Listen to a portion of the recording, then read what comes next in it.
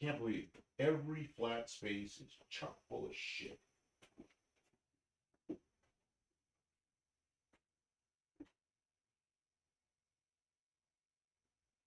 Everything.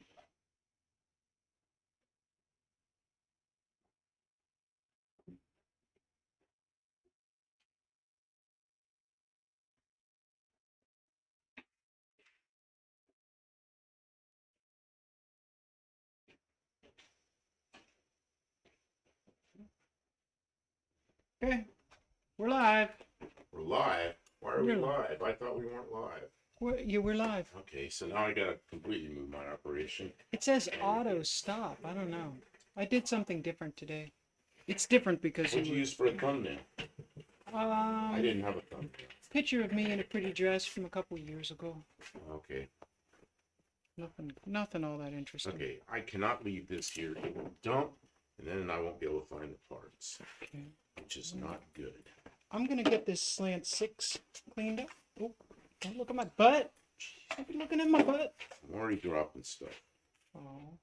It's all these little tiny pieces. Don't be drunk. They're important. Everything's important. That's not true. Those things are important. Okay, I need flat space. I need a frickin' table. Oh, None. I know. You're gonna have to. I shouldn't have started this project without. I don't know why you picked Clearing. something so complex. Well, because it didn't look complex till I got into it, and then it's like, oh yeah, this is complex.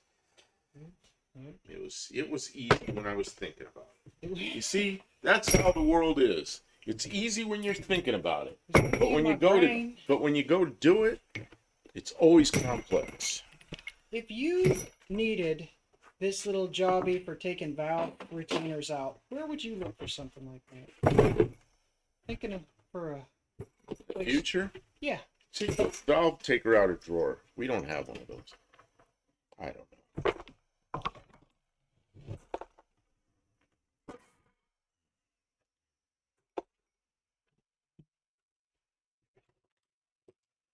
Several other tools that need put away. Respectfully. Well, this is a job that has to be done, and I might just as well do a short on it, or oh, this is low. This is Kim's chair. It's a low rider. Hello, everybody. Bruce, Dust Devil, People stopping in.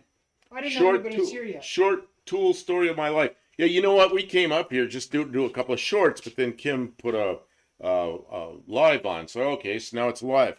We always do it live on Sunday. I figured we'd just stop in and say hello. Yep. So we're doing. I don't want to have anybody missing us. So I was gonna do a short. I was gonna do a short on the cylinder bore gauge. Because we have cylinder bores. Because we got to measure the cylinder bores. So that's a good time to do that. But then to set up the gauge, I forgot it takes some time, and you got to do some measuring with some micrometers, and it's just like now I'm into it. And she had the table completely full of the cylinder head. The cylinder head she's working on. So, I'm working here. So now I just gotta. Then I'm He's overwhelmed. I'm like, hey, I need some flat space, and every table is full. You know how flat spaces are in shops? They just fill up, and then the workbench. There's no workbench. You either have to make a new one or clear the old one off. And as soon as you make a new one, it's full. In an hour, it's full. It's just the way that the world is. Okay, I'm putting this valve. Tommy, KJ Kylie. Tommy, hey, we got people here from on the other side of the pond already. That's pretty good. Guys, welcome to the stream. I'm glad you're here. I didn't know if anybody was going to make it at all. We were wondering if we should stream. What all did we talk about today? We had some big picture discussions today, I got to say. Yeah, she and I have been sitting around discussing... Here, you're kind of off the picture. I know, but they could see me and they could see what you're doing, and it doesn't really matter. It's just like... You're important. I'm not that important. I think you are. Doing? You've got me down here showing my fat gut. Well, suck it in, buddy. Oh, man. You know, I probably lost 10 pounds since we went to No Name Nationals, just because I walked around so much there and ate so little. And then... you act like I don't feed you. No, we walked around instead of eating, And then I did eat a burger, which I wasn't supposed to eat. The burger's okay, but the bread wasn't, but I ate it. And then when we went to dinner, the night we went to Lambert's, I just had a big old chicken salad, which is probably almost no carbs. And then we went and had Mexican food, and I had a taco salad and didn't eat much of the taco, just the salad. So I kept it all under control, but we walked so much and didn't eat a lot, and I was feeling pretty good till I got in a wreck. And then after the wreck, I kind of lost my appetite and didn't eat much, so maybe it all did me some good. I mean, the extra exercise was pretty intense. Exercise. Walking around out in the interstate, going to the Temple bar later. Temple bar. Did you crash? Yeah, I had a really bad crash. You know, if you go back, and I'll go over it slightly. Some guy rammed me on the 4-lane highway interstate here, and I ended up spinning around backwards 70 miles an hour, went through a cable barrier, and it was some of the cables on one side of me, some of the cables on the other side of me, going backwards at 70 miles an hour. It seemed like it took forever to stop, and ended up in the hospital. I felt okay at first, but then my neck was all click, click, click, click, click, something wrong. And they did a CT scan, said I didn't have any broken bones, but I was going to be sore. They were right. That was a week ago today, and I'm really starting to feel, today's the most normal day I've had as far as how I feel. And destroyed my Mazda, absolutely destroyed it. Yeah, it's pretty much. It's dead. It'll never be a car again. It'll be a parts car for somebody. Well, they already said they're going to take responsibility. The other guy's insurance on the phones. Witnesses stopped there. Everybody said he rammed me. So the other guy's insurance said, we're taking responsibility for this. That's the best thing I heard. So tomorrow I have an appointment, a phone call appointment with the insurance adjuster. They're going to make an offer on my car, I guess. So we'll see how that is. And so Kim and I are talking a lot about what I'm going to do for a car if I'm going to just put more effort into the Valiant, make it my daily driver, or share the Jeep, which is, I mean, the amount I drive, that's probably fine. Because I have other car. I have the. Although when Kim and I got together, I told her she can have the Jeep. She can just use the Jeep, and I still use it occasionally, but that's kind of her car to drive. And I'm not going to go, hey, I wrecked my car and taking your Jeep back. It belongs to you. I have 2-3 other cars. I know, but your cars are all like pretty marginal. But I like my marginal cars. It's more exciting when you're in a marginal car. So, I'm a YouTuber. Content.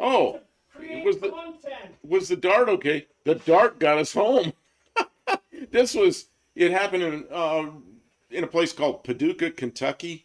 And which is 100 miles from here, and we ended up coming home in Kim's Dart. There's a guy, I don't know, you've probably seen him, YouTuber Dr. Go, and Dr. Go, he lives in Wisconsin. He and his wife, also Kim, another Kim, they were headed to Clarksville, where we live, because he used to work in Clarksville, so they were coming here to see some friends.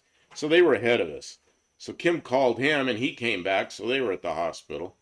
And we tried to drive off the Dart. We had so much stuff in the trunk of the Dart that the wheels were rubbing the wheel wells. So we put a bunch of stuff in Dr. Go's car, in his Chrysler Cordoba, which luckily had new springs. And he just put some heavy duty leaf springs in it. So it was fine. Yeah, we put some cast iron manifolds and stuff in his car, and then we drove home in the Dart. The Dart got us home. It used some oil. You know, it was an oil leaker, but it was a known commodity. We just kept pouring more. We just stop and check it and pour 2 more quarts in and drive it and check it and pour 2 more quarts in. We did it twice. Did we? I think we put 3 quarts in it total. So it was. It wasn't so bad. It got us here just fine. I mean, we were rattled and we still made it home in that old car. I can still feel something with my neck isn't quite right. It's sore or something. I don't know. Oh, light. The light is. It unplugged. It's not. It unplugged. So Chris is here. Good evening. Yep, Crisker says Dr. Go help. That's correct. Oh, he was And Dean insane. Stevenson's here. Hello, Dean. Dr. Steve. Go and his wife are fantastic people. Oh man, they really came through for us. Man. They showed up at the hospital, and so they were. And I was so rattled I would not have been able to drive, but them being there made me feel so much more calm. And safe. yeah, they were great. And then one of the doctors wanted to give me a muscle relaxer, and I said, so Dr. Go, his wife, Kim, me, we're all in this little emergency room. It's a room off the emergency room. That's why I said room. So we're all sitting there, and they want to give me a muscle relaxant. I go, a bunch of car people. You probably would have just slept the rest of the way So home. I said, that's Might kind not of have been so sore. that's kind of like when you're driving along and the check engine light comes on, and to fix it, you reach under the dash with a pair of snips to cut the wire. Not the same. Well, just let me tell the story. Okay. So I said that's like cutting the wire to the check engine light, and I was kind of joking, but I kind of meant it. I don't think we should take a muscle relax. If I'm getting pain, that's telling me something, That's telling me, hey, dude, you got a problem here. So I didn't want to do that. You knew there was a problem. Right. So anyway, there's John Hart. Good evening. John, welcome to the stream. It's pretty late. Thanks for stopping in. Man, what are you doing? You're really, I cannot tip this over. This is at great risk of tipping over. Well, help me out. You've got a bunch of little tiny pieces in there. I'm gonna lift this. You pull the horse. Do not spill that. Okay, it's caught on something. Okay, well, There. thank you. Okay. This is what I can't spill. It's got little teeny pieces in it. If it spills, I'll never find them. Okay, I'm understanding really Okay. well. About the teeny tiny pieces. That Okay, can't get so now my back and my butt's to everybody. Woo! Feeling the heat. Okay, and then I need that I thing. thought we weren't using this. Are we I using have this to have tonight? that to calibrate that. Okay, good. So it's a whole bunch of. Steps, multiple It was a short. Now it's like the world's longest. Now it's a long. World's longest long. Now I gotta sit in front of everybody that's watching me, and I'm gonna fumble because I haven't used this tool in so long. Here, you Okay. can have this chair. Swap out. chairs so I'm not low riding. Oh, you're staying there? Okay. Well, now I am. Yeah. Whew. So Kim decided to put us live. I was completely unprepared. He's flustered. I was gonna do one thing, and now we're doing something else. So, oh yeah, my neck's hurting a little, Kim. It wasn't hurting all day, and now it's Because hurting you right didn't do here. nothing all day. Now it's hurting right here. Moving around. I'm gonna have to go to the doctor. Danny Boyd, when I got my old '92 Mustang GT, someone had removed the check engine light. Yeah, that sounds. I worked for a guy, and the brake light came on, and I knew the anti-lock brakes wasn't working. Everything in this Ford van, and he reached under, clip. He goes, "That fixed that." Okay, Kim, you just took me out of the picture. Well, you need to move so you're in the picture. I thought you were going to work on these too. Oh, we got some kind of entanglement here with cables, and I don't know what's going on.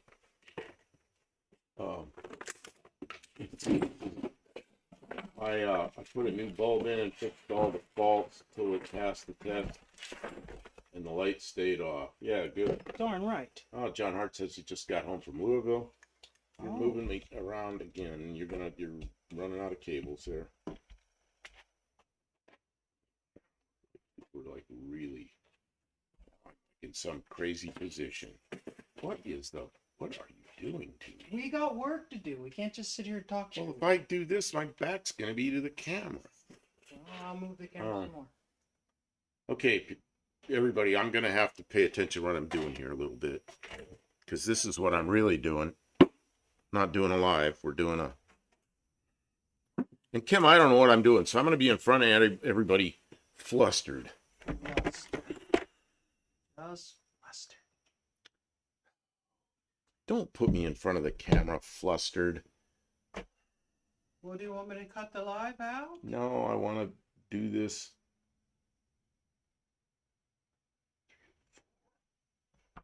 This one. Oh. Yeah, show them the calibers. Yeah, this is 3 to 4 This isn't a caliper, it's a micrometer. We're trying to remember how to use the bore gauge so that Well, we no, can do a it said short on the board. It said I have to calibrate it. I have to make sure it's really what it says it is. And there's a dial up there that you can zero it, and where'd the block is back there. All I was going to do was measure bore on a block and then do a short. And now I'm completely messed up. Okay, so I need to know what is the stock bore on that engine. 3.4? Hey, Does somebody know? the stock bore on a 225 slant 6. Actually, any slant 6 because they're all the same stock bore. I think it's 3.4. I thought you might have some way to look it up. Or you're such a slant 6 person, I thought you might just know. Because see, what I tried to do, because I'm dumb, is I grab a 4-inch bore thing and it doesn't fit in there because I'm used to doing small block Fords. And that's not going to fit. So, John Hart buff, it'll be fine. See, when I get on, That's right, when I get on camera, 3.4, there you go. Hey, that's who knows. Oh, that hurt. That hurt. When I whip my head around like that, man. Dean Stevenson's the guy that knows everything. Okay. Knows everything. He knows everything. You start talking about nuclear fission. He just knows all the. He knows how to use Google. He knows all the fission products and everything. It's amazing. I used to know that stuff, but I don't care about it anymore because I don't have to work in it anymore.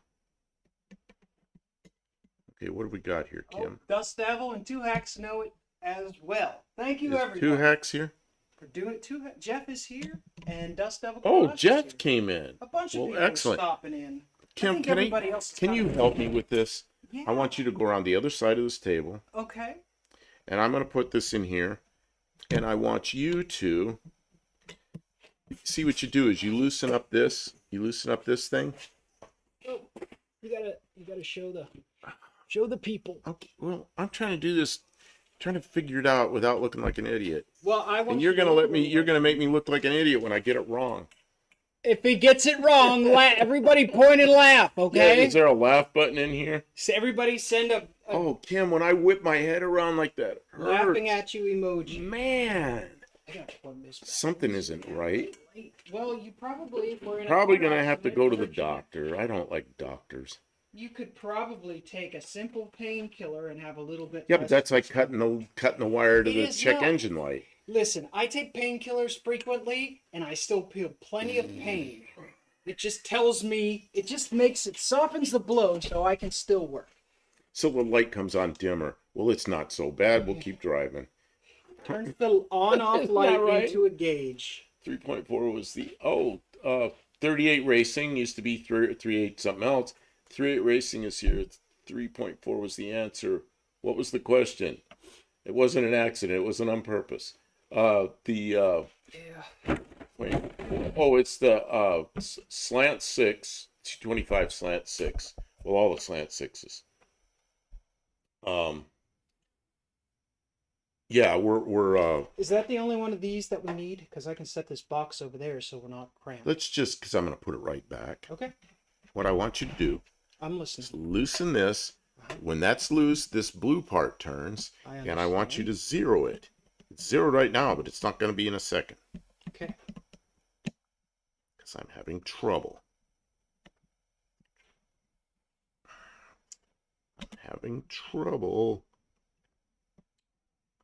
I don't know why I'm having trouble. I'm having trouble because I'm me. Is it the wrong dot? Why is this not moving? There's a dial up here with that. Oh yeah, loosen that one. That doesn't. Take a minute and look at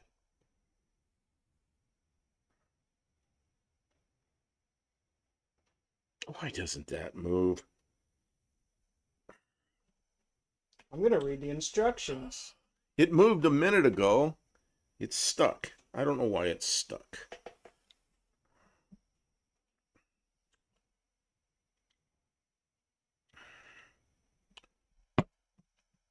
You know, I'm having trouble. It's because I'm on the Mm-hmm. I'm on the TV thing here.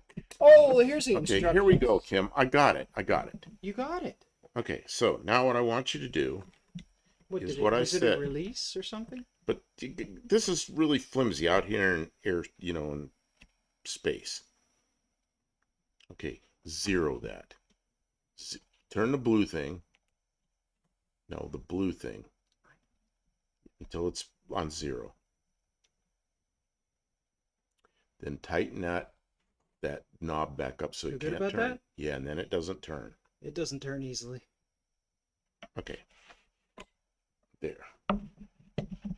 Why in the Douglas Adams would that be so? I'm confused. What's up, gang? Hey, we're working on see that slant 6 over there in the distance? We've got the bore gauge, and we're just kind of, since we have it and we know that it's what it is. We know what it's supposed to be. We don't know what it is. Yeah, we're gonna do some fun stuff. Okay. This should measure. Okay. Can't be right.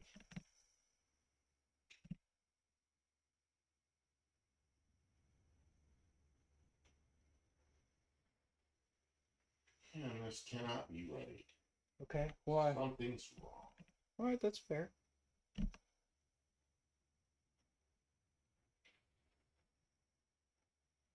This is good practice. We haven't done this in a while. Something moved on this. I don't know what happened. Okay. Check twice, check 3 times, check, make sure it's right.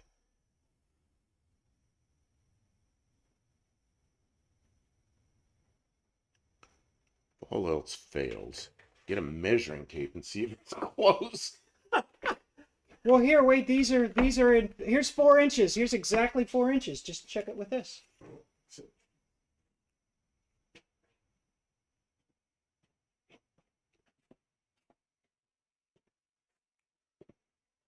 So much screwing around for one measurement. I know, but we're not familiar with the tools. Well, it's not on a machine shop, so it's not open. It's not, 2-hex. You're right. Check bottom, middle, top. We should check it to make sure the bores are. Now we believe that it was machined properly. Well, here's it looks good, but here's the deal. It's a rebuilt engine because it's got a tag on it. It says it is, but it's and it's supposed to be 40 over, and it's still got home marks all in it. So I'm thinking it's like something else stopped this engine from running right. Something on the upper end. We know that because it's all goobed up with something. But I'm thinking the lower end's probably really good, So, but that's what I want to do is run down the cylinder and see if it really is 40. What is this you handed me? 4-inch. Check on the side of the little plastic part. Okay. It says 4 inch isn't going to cut it. Oh, we need 3.4. Right. You're not going to find that. So what I'm going to do is I'm going to do what I was going to do and grab up just a ruler. If I'm near 3.4, I know I can trust this. I know it's right. All right. I just want to make sure that I'm in the ballpark here.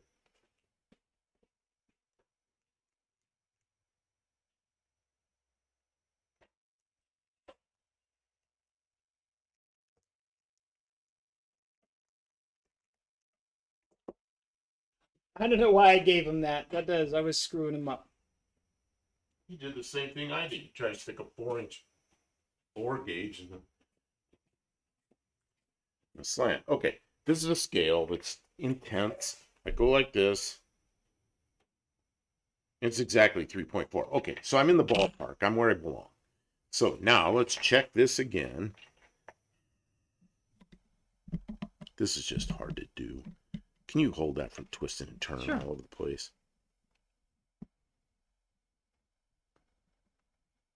Okay. Is that zeroed? It's very close to zeroed, yeah. It's zeroed. Okay. So 0 on there is 3.4. Okay. Which means if I stick it down in there, let me just think. That's 3.4. Oh no, I gotta go this way. That's not going to be enough. This is why I didn't need to do this on camera. I needed to think. And my thinker's not working real well. Now I'm thinking about, I'm not even on camera, I'm over here. Let's see here. Geometrics, holier than thou. I'm not keeping up with this. Corona drinker. I'm lost on the chat because I'm not paying any attention. Picked up can you read the chat so I don't have to be twisted around here reading this? Yeah. Pistons are marked. Yeah, the pistons are marked. They're marked 40,000s. So I know it's a 40 over engine, but I want to see where the cylinders are. I want to see what the we'll probably end up we'll probably end up pulling the pistons out, measuring the pistons, measuring the cylinders, and seeing what the piston cylinder wall clearance is. But in the meantime, I'm going to measure down the bore to see if it's the same all the way down. So what am I going to do here, Kim? I gotta make some changes. And the way I make the changes is with these little what they called washers. They're shims that are in there. Okay, so we've got to put a bigger shim in. Okay, yeah, it says use the minimum number of shims required. Right, but I don't know what that is. Here's a bigger one. Oh, no, take that one off and use the bigger one. Well, that's huge. There's a... Maybe this might be too big. I don't know. This looks huge. But it might work.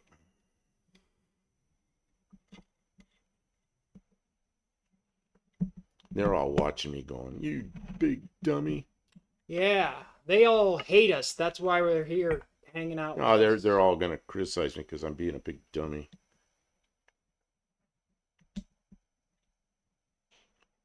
You're very. Can you hold that again so I'm not wiggle wobbling all over? Yep. Okay, that's too big. That shim is too big. So what we're gonna do is we're gonna take this shim out. That little shim. Wow. We're gonna use the two little shims. Okay. The two smallest shims.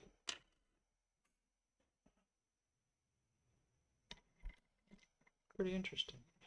Then I'm gonna do a short, show how easy it is, and that you can do it in 30 seconds. Yeah.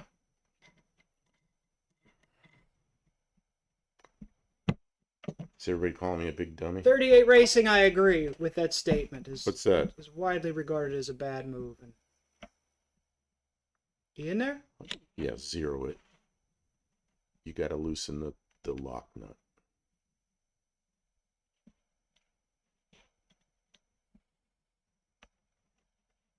Where you going? It won't go any further. There's a little stop. We'll go around the other way. I was going to do that, Oh, but okay. then you made a big fuss. Because I made a big stopped. fuss. I stopped because you made a fuss. Okay. Precision. Tighten it. Okay, there. Okay. Maybe this will work.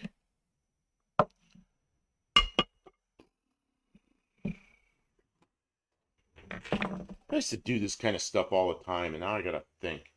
I haven't done it in so long. When was the last time you did it? Like a year ago with my engine. And then before that, I was doing it like in 19. It is Nurse Kim. I'm nursing Buff Del Campo back to health. So, in proper form, I'm wearing my nursing outfit.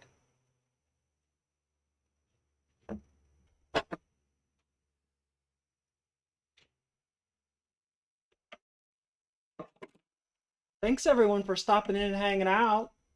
Dougster, the fear is leaving us. We were it was a little sketchy there after the accident. We were kind of scared of just feeling insecure. Like when someone takes something of yours away in an act of anger, it's a little scary. It's disorienting. Kim, I don't understand. Well, let me take a look at what the measurement you're getting is. You have it set at 3.4? I'm getting, well, you measured when it's zeroed, Mm-hmm. it's 3.4. Okay. And when I put it in here, then it should be something over 3.4, which it is. It is about 3.4. It's like 15 thousandths. Is that right? No, 8 thousandths over. What the heck is wrong? What am I doing wrong?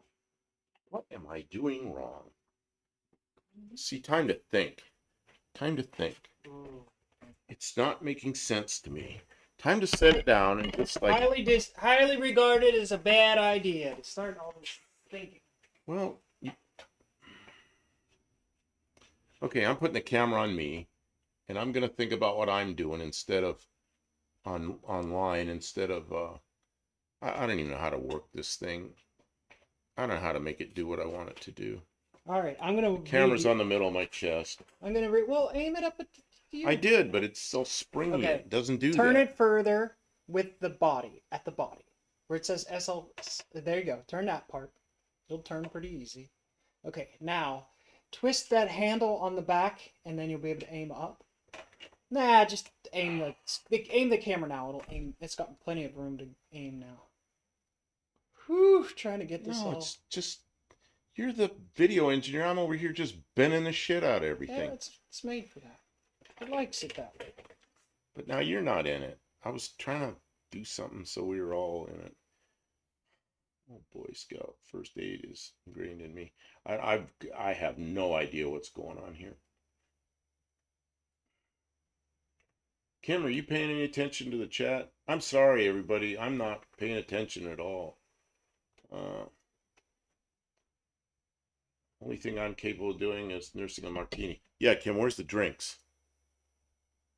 Why is it only 15 thousandths over 3.4? Or it's not 15 thousandths, it's 8 thousandths over 15.4. Over should I not even talking right? It's like 8 thousandths over 3.4. That doesn't make any sense at all. Great. Paint the town right there. What is this? Paint. Something I don't even know what's going on here. Kim has grace, deportment, and buff management skills. Buffed up Campo. It's totally okay. Whiplash. Yeah, I don't know about whiplash. You know, I felt really fine sitting in that seat. I was holding on to the steering wheel. I never topped out in the seat belts. It just, other than watching everything go around me that was kind of scary, it was a pretty comfortable ride. And I really didn't think I was okay. I thought I was fine. But yeah, something happened. Buff, you're trying to zero the bore gauge. I zeroed the bore gauge on it's got shims in there. So the bore gauge is zeroed at 3.4.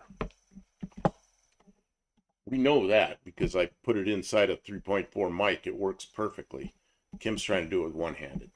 So then when it goes over 3.4, the bore gauge goes over 3.4, it's only going 8 thousandths over 3.4.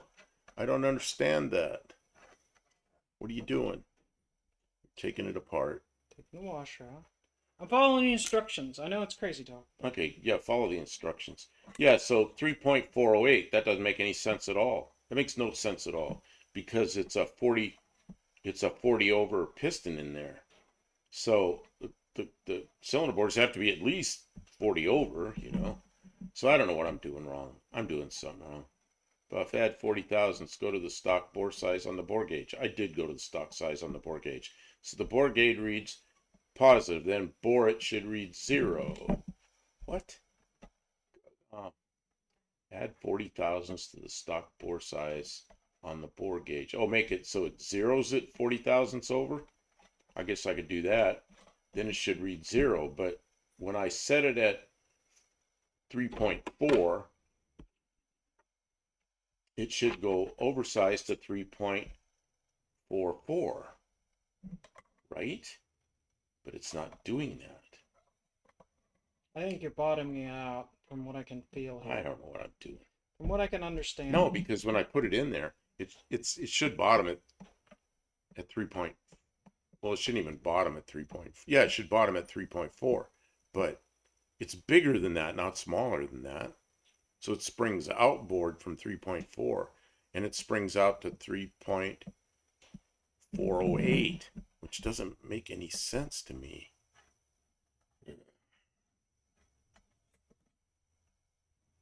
Yeah, the bore gauge moves plenty. Yeah, set the gauge. Says Dust Devil says set the gauge to 3.44. Okay. We could set it. You could do that with the pieces you have there to 3.44.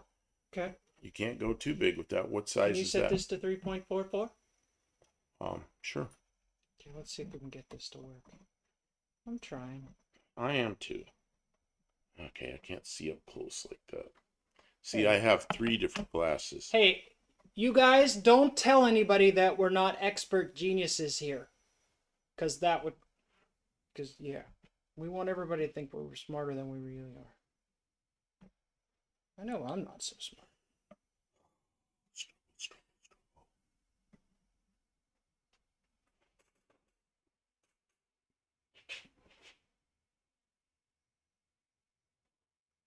Make sure I got the right gauge here. Yeah, 3.4 is there. So there's one.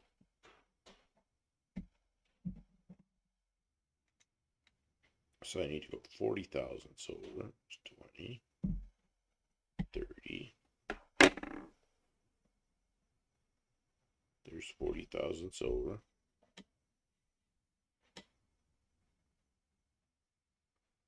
So I've got this set to what the bore should be in that engine right now. It's set to what the pistons say they are. Okay, so let's see what I have to read here. So I'm doing what Dust Devil says. Set it to 3.44. It is set. Don't listen to Dust Devil. He has a nice car. Okay. Clearly he doesn't know nothing. Did you set the bore gauge? The bore gauge has enough range. Yeah, it moves just fine. The 3 engine. No, the bore gauge was not set properly in. I think that I believe, but I mean it has enough. It has enough range. It moves plenty. The 3 engine have a blueprint bore size of the of the 3 engines share a common bore. Yeah, 3.4. Piston isn't standard at room temperature, and we're not getting into that. So I know it's 40 thousandths. The piston says it's 40 thousandths over stock, which is 3.4. So it should be 3.44. When I was sanding the little dips where my windshield wiper drive stubs protrude from the cowl, I caught myself thinking, that's it, boy. Get in there real deep. Don't try this at home. It's not that I'm smarter than anyone. I just deal with stuff like this every day. Doug says, Kim and Buff, super genius. Well, you know what I do know? I do know I'm doing it wrong. I know the result is wrong. It ain't right. I know the result is wrong. Kim, you're all teaching those that have little idea how to operate a bore gauge. It's the blind leading the blind. Somebody's calling me here Buffies. Buff, I don't think he means that. But keeping it at our level. Buick Smith. Also check 6 places in each bore. Well, you know what? The pistons are still in there, so I'm only going to be able to check a couple of them unless we turn the engine, which we may do. But we're going to tear it down. This all started because we came up here to make 2 shorts. Instead, because we didn't go to plan, I was setting the bore gauge up to show people how to use the bore gauge, and Kim turned the live on. So now I'm in front of the whole world looking like an idiot.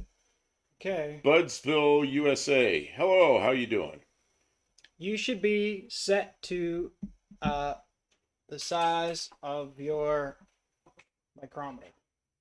Okay, so this right now is 0 to 3.4, correct? Yep. So when I stick that in there, does the gauge have a little dial inside the big dial? No, we got it set so it's 0 to 3.4. I think I got my head in my ass is what I think. Sure, you can deny your obvious intelligence. I'll play along. Dean, I'm sorry. Sometimes we're just not all here. Danny Boyd says, oh, I just remembered, do not buy O'Reilly's exhaust hangers. Complete crap. Didn't last hardly a month. 3 of them. Oh, man. John Hart says, when all else fails, follow the instructions. I got your instructions right here. Great. Oh, you can't see me. But I got them. Dust Devil, we got it set at 3.44 on the micrometer. So, Well, Kim, what I can measure, the two cylinders I can go down far enough in, they're exactly the same as the top of the bore, which I kind of expect because there's hone marks all over it, and they're 2 thousandths over what you set this, which is 3.4, 3.44. So we're about 2 thousandths over 3.44, which is probably them setting the piston to cylinder wall clearance when they rebuilt the engine. So whatever you did, it's right. okay. See, there you go. So we're 2 thousandths over 3.44. That sounds right to me. You know, they bored it and then they honed it, and so that'd be 1 thousandths piston cylinder wall climb. Well, we don't know what, we haven't measured the pistons yet. They're probably a little under. So I don't know. We got a couple of thousandths piston cylinder wall clearance. Let's see. 2 words, Harbor Freight. Okay, I'm lost here. I'm sorry, everybody. I'm not keeping up with the chat at all. Wild measurements of Borneo. The gauge needs to be zeroed larger than the bore. Borneo. No. Let's see. I agree. Well, 38 no, racing. it goes the other direction. Because if you zero it, it won't go any lower. Wait a minute. I know I just measured whatever you said it look, at. it'll go Whatever this much. It'll go 25 thousandths. Oh yeah, it'll go bigger and smaller. Whatever she set it at, which is 3.44, it's 2 thousandths larger than that. But see, I'll tell you what I did that changed it. Every time I whip around like that, I haven't been doing that, I guess. The way the dial gauge goes into this arm. Yeah. Okay. It says to set it so that when it's bottomed out, that it's one turn on the dial gauge. Okay, and I didn't do that. It was only a few. I didn't set it up right. Okay. And it's still not quite right because I changed it when I put the different washer in, but it's close enough now that it's getting measurements. And that's where the problem was, because we didn't read the instructions. Do you guys like Icon at all? Just wondering. I don't have any Icon tools.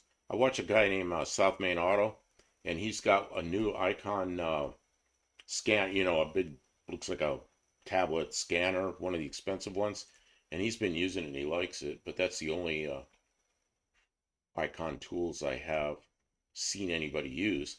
I have seen them in Harbor Freight. They look real nice. They're like on the expensive side, and I've quit buying expensive tools. Yeah. If I buy expensive tools, it's because I see Snap-on tools that are in a garage sale and I snap them up. You know what though? If I didn't have any tools and I wanted a set of primary tools, just ratchets and sockets and wrenches, and I never had anything before, I think an Icon set would be a good starter kit. Yeah. And the price is high, but the quality seems to justify it more. My favorite tools that seemed to be a high quality tool was in Lowe's. Now, of course, this is in the U.S. Lowe's is a big box store, and they have their own. Ones. They have their own brand, which is Cobalt, but they've really switched over to Craftsman. And Craftsman's like it's always different. The toolbox is always, it's like the lowest bidder from China, So the Cobalt tools were pretty good, and they still have a lot of them. What I like is you can buy a set of sockets, but then if you lose one or break one, you can go back and buy the individual sockets, and they're not expensive, and they seem to be pretty good tools. And like the ratchets are the ones that have like 80 or 90. What do you call them? What do you call the detents in the ratchet? I don't know. So anyway, the Cobalts I really liked a lot, but I have so many tools for the last 50 years that I'm not into buying a lot of new tools. I occasionally do. The good thing, if you have a Harbor Freight close to home, oh, it's convenient. The Icon is probably great because every time I've ever taken anything broken to Harbor Freight, they no questions asked. They just swap it out. So if you break them, I had a little ratchet. Harbor Freight, the cheap version, whatever their cheap line is, and it broke. It quit working. It just like spinning. And I took it in, and the guy grabbed it, and he goes, "Take that one." And I took it, and he goes, "Go." I said, I'm not gonna get caught going out the store. And he goes, "No, I'm the manager." I said, "Go." Okay. So he just gave it to me. It was pretty good. I can't afford Snap-on. Here's the deal with Snap-on. Snap-on really comes through for you is if you have a shop and you're working every day, all day long, Snap-on dealer is going to be somebody that knows tools, knows the newest, latest, greatest thing, every new fastener, every new thing. They're really good at it. And because you're using the tools every day, it's kind of worth it, and you're paying partly for the individual's the dealer's knowledge, so that's good. But if you're working at home, you can find Snap-on old stuff on eBay, and some of it's, some people want a lot, some people don't, or at garage sales. But yeah, there's a lot of stuff that's just as good as Snap-on, but it doesn't come with the high price. Yeah. When Cobalt first started, they were made by Williams, which is a division of Snap-on, but the sales staff were telling people it was the same, so and so cut ties with them. I don't know. Yes, I have one put next door. Put next door. Oh yeah, the teeth. Yeah, the number of teeth is. I like the. That's one thing. The old Snap-on ratchets, I really like them, except they're like click, click, click, like 3 clicks in 90 degrees, and the new ones are like zzz. You can get in there and real tiny and work. It's pretty nice. The other thing is But Snap-on might have that now. I don't know. I'm not on Snap-on trucks anymore. Harbor Freight has multiple grades of tools, and I don't think I would buy the cheap grade of Harbor Freight tools because I'll break them. I break old tools. These cheap tools you use in here that I get from Harbor Freight, you use them all the time. You haven't broken those ratchets, those ratchet wrenches. I don't know. Let's see here. I wish other companies would do easier warranties, honestly. Sears used to, but they don't do that no more. Sears is gone. Let's see. I have like one Snap-on socket, a small one, which I found in a car. Yeah, it's a good one. They were made by, which is also Crest and a bunch of others. Now they're made overseas. Harbor Freight may be 99% Chinese products, but if you get guarantee like most, what I've seen is looking at them. Some of those icons are not mainland China, but they're Taiwan, which is a whole different Chinese quality. Let's see here.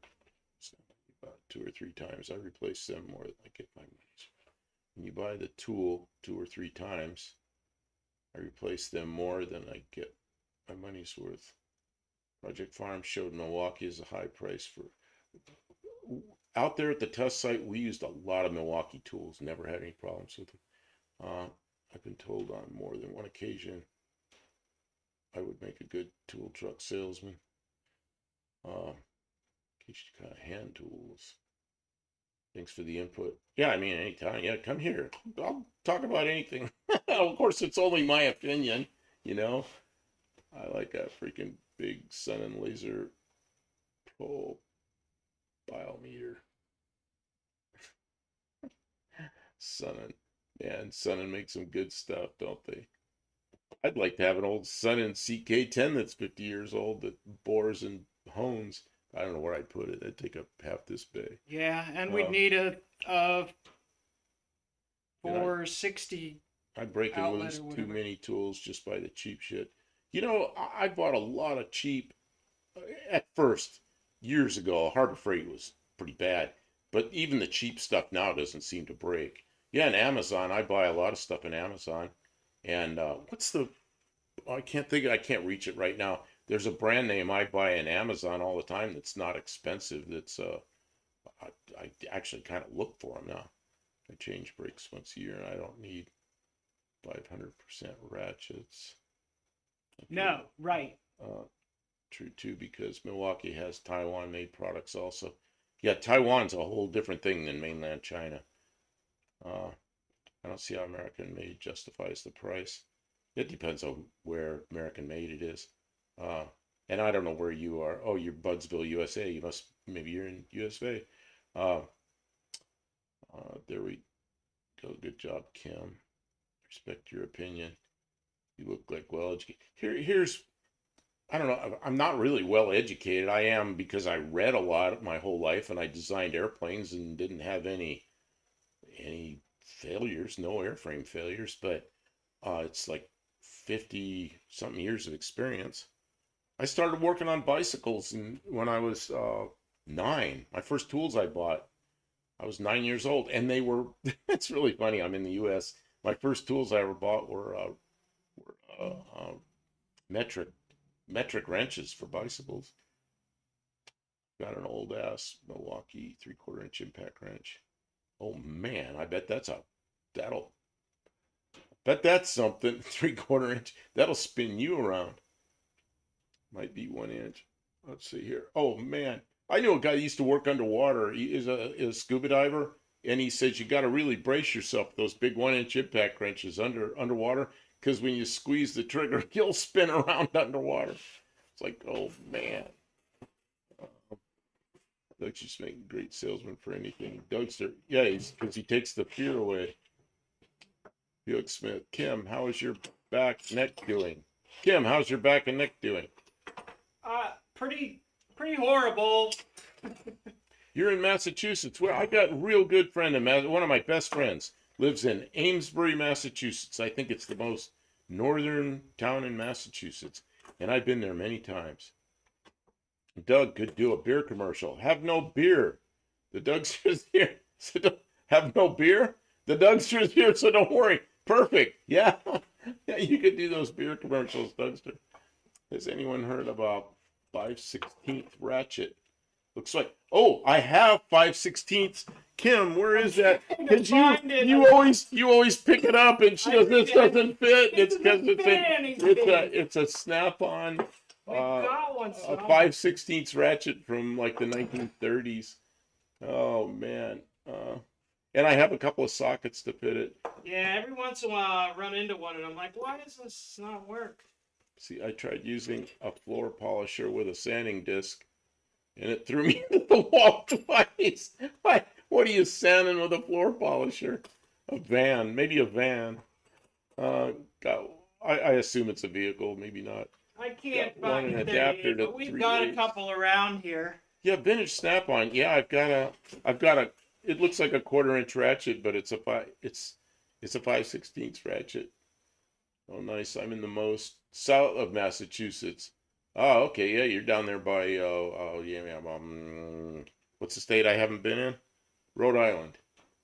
You know, it's funny. I've been in almost every state in the U.S., and Rhode Island's one of those states you just sort of go by it because it's kind of over in the corner where you never go unless you're going there. So one day I'll have to go there. Let's see here. I had a set of 5/16 snap-on set from the 30s. Sadly, someone walked off with it. That's terrible. You know, I just happened to buy. You know what happens? I bought a tray full of stuff on eBay, and there was a 5/16 ratchet and I think 2 sockets in there. So I got them here. Oh, hardwood floors. Sanding hardwood floors with a floor polisher. Put sandpaper on it and spun you into a wall. Whew, man. I hope you're okay. That's harsh. There you got to hear the Dougster Golden Pipes announcer voice at No Name Nationals. Yeah, I gotta move the. You're talking to the. I'm talking over there to the screen. Well, we stopped working. I'm talking to the screen and the cameras over there. Set the camera so it looks like I'm talking out the side of out the side. Yeah, usually have the camera right, so when I look at this, we've got this vertical screen. Here, Kim, turn the camera around for a second.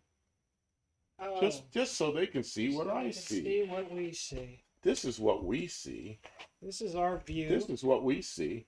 We see that big old screen on its side, which is what, like a 40-inch TV, and then we see that screen, which is what you see, and so we put the camera kind of almost in front of that between the two, almost in front of that vertical screen, and we talk to the camera. Sorry for that. So then earlier we had the camera in the wrong place, so we weren't talking to the camera. I was talking out the side of. Well, we were trying to show what we were working on. Trying to work. Now we're not doing any working, which I should have known was going to happen once we started. We started screwing around with the cameras. I keep it in the toolbox just to screw with my folks. Yeah, that I keep it in the. Yeah, Kim grabs that wrench sometimes. She gets upset because none of the sockets fit. What is this? I said, oh, that's a special wrench. Well, I've learned my lesson now. Usually when I run into it, I'm like, ah, I found that wrench again.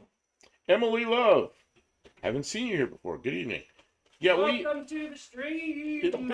this is in the shop. We have the two screens. In the studio in the house, we have it's way better than this. I have a 55-inch TV on its side because my eyes aren't real good. I've got close-up glasses and I got distance glasses, and that screen is kind of somewhere in between. So I can see that 55-inch TV on its side real well, and then I can monitor everything. It can really set it up nicely, you know. You can see what I see, yeah. At least have you spray bottle ready, then you get the polisher in tilt mode. Oh, here's a special one that I'll bring. See, spray bottle. Here's a special tool. Show them this. Ask them if they know it. If anybody knows what that is. It's even got a name on it. So anybody know what this gizmo is? It's a thing that has it's a spring-loaded thing like that, and it has this on this end, which has a spring-loaded thing. So it's two different sizes. That end's 15/16 of an inch. This side is 5/8 of an inch. So JB says, Kim, I wish I had hair as nice as yours. Thank you. Yeah, I like her hair. So, You have hair. what'd you say? Out of yours. I wish you did too. Everyone should have nice hair. Oh, out of yours, if you could save 2 tools from RE Tools ever to keep and dump the rest, what would it be? Okay, the Knipex, because you can grab a nut with a Knipex almost tighter than a wrench, so that's really good. I don't know what else I'd keep. A hammer. You gotta have a hammer. I don't know. I really don't know, because you need. Well, and then you could say a tool like what, a socket set? It's got all the sockets in it. I don't know. Let's see. Hey, I found the grinder. That's what you say. I made this the other day and I was looking. Okay, let's see. I'm gonna don quick soak of floor refinishing. You have to convince the machine that it's your irresistible energy controlling it. Tube wrench. Is that a tube wrench, Kim? What is that thing? It is a. 2 people are saying tubing wrench. It's a wrench for plumbing. When you install.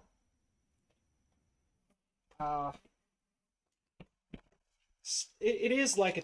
I guess it's not called a tubing wrench, but maybe it is. It's so you can put it around something. It's a ratchet, right? But it's You can put it around something you can't get out. Specifically made for putting the slip-on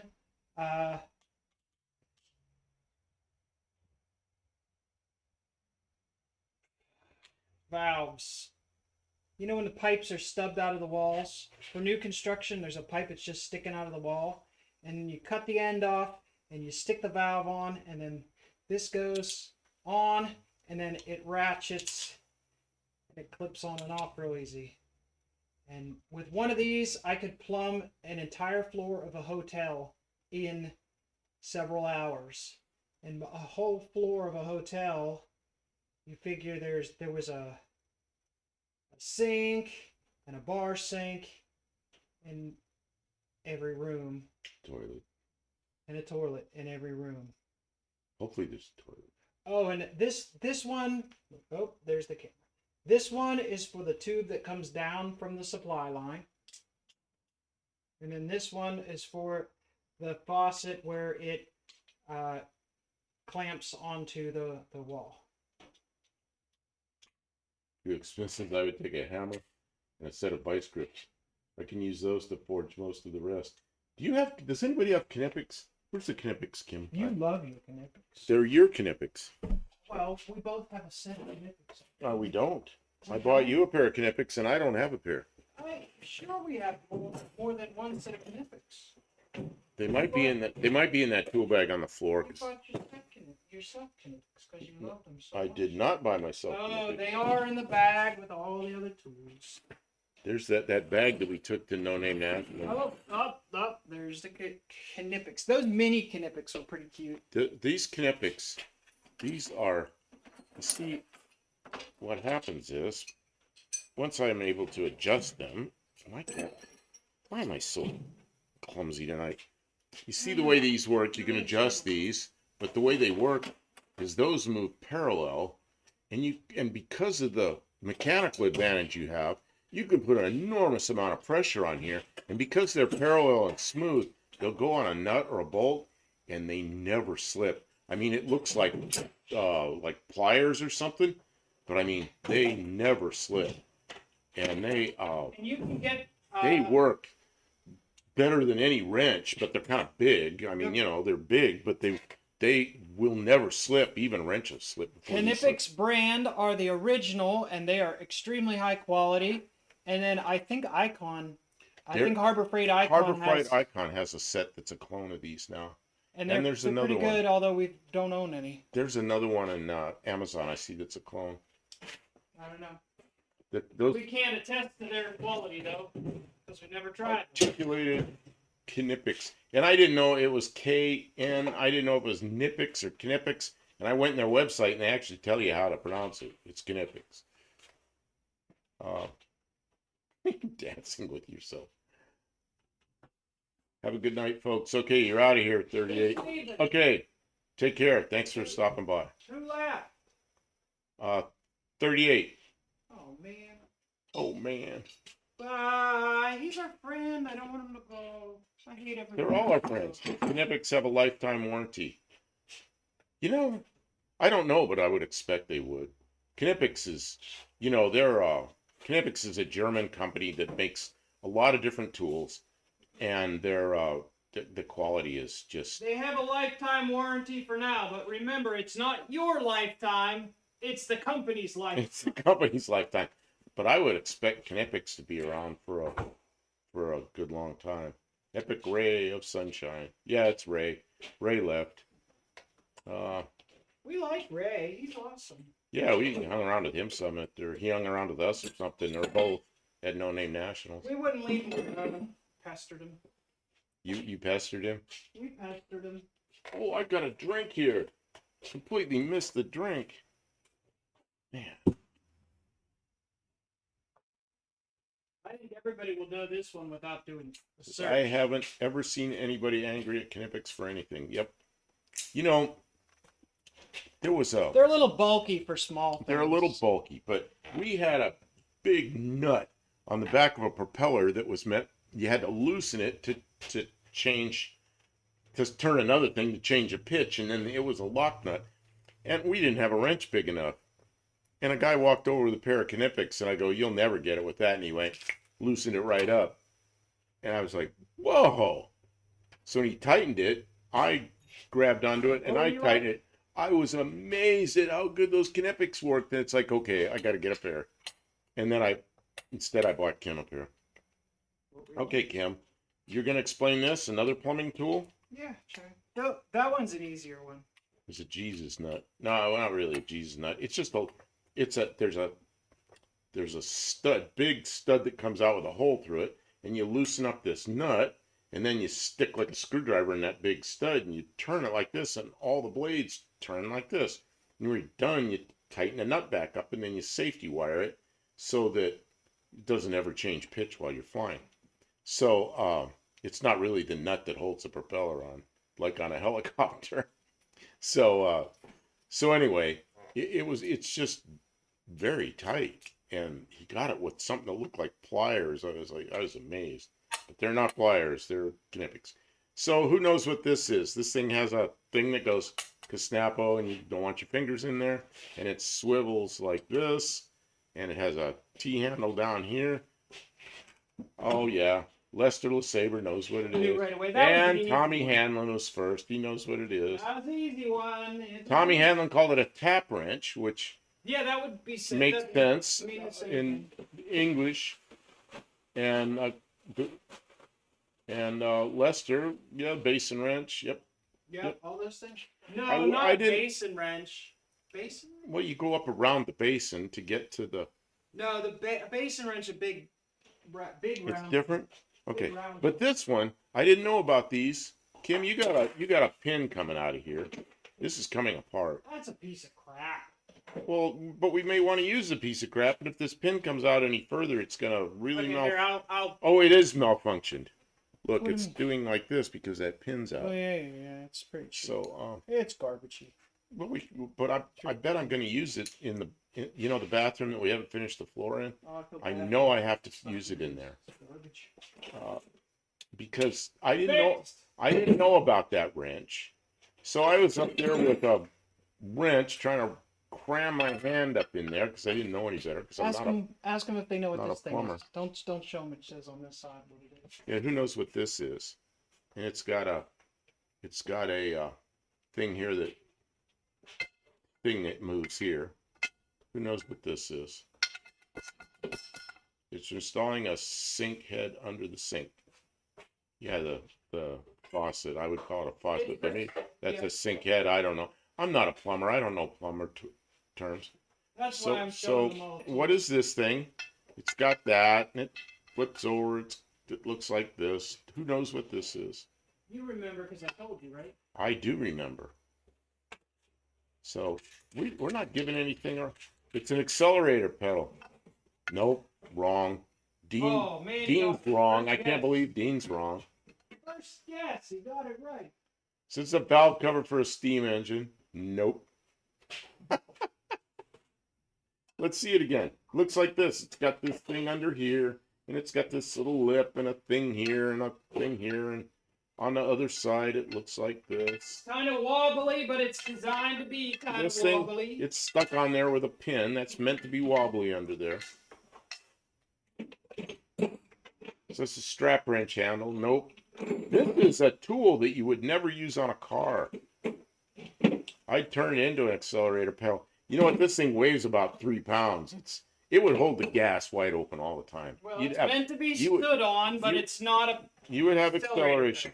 It is meant. Yeah, it's meant to be stood on, but it's not an accelerator pedal. It's quite a bit larger than accelerator pedal. This would be enormous accelerator pedal. I'm waiting for somebody to get us. Nobody's got it yet. Nobody's got it. It's a very common tool if you're in the trades. If you're like building. Yeah, it's a common trade tool. If you're to building buildings, it would be. And I wish I'd known about this tool when I was doing my. It goes in the same toolbox as this. That's a hint. Oh, here, yeah, it goes in the same toolbox as this. It's to pry something off the floor. It's a lever.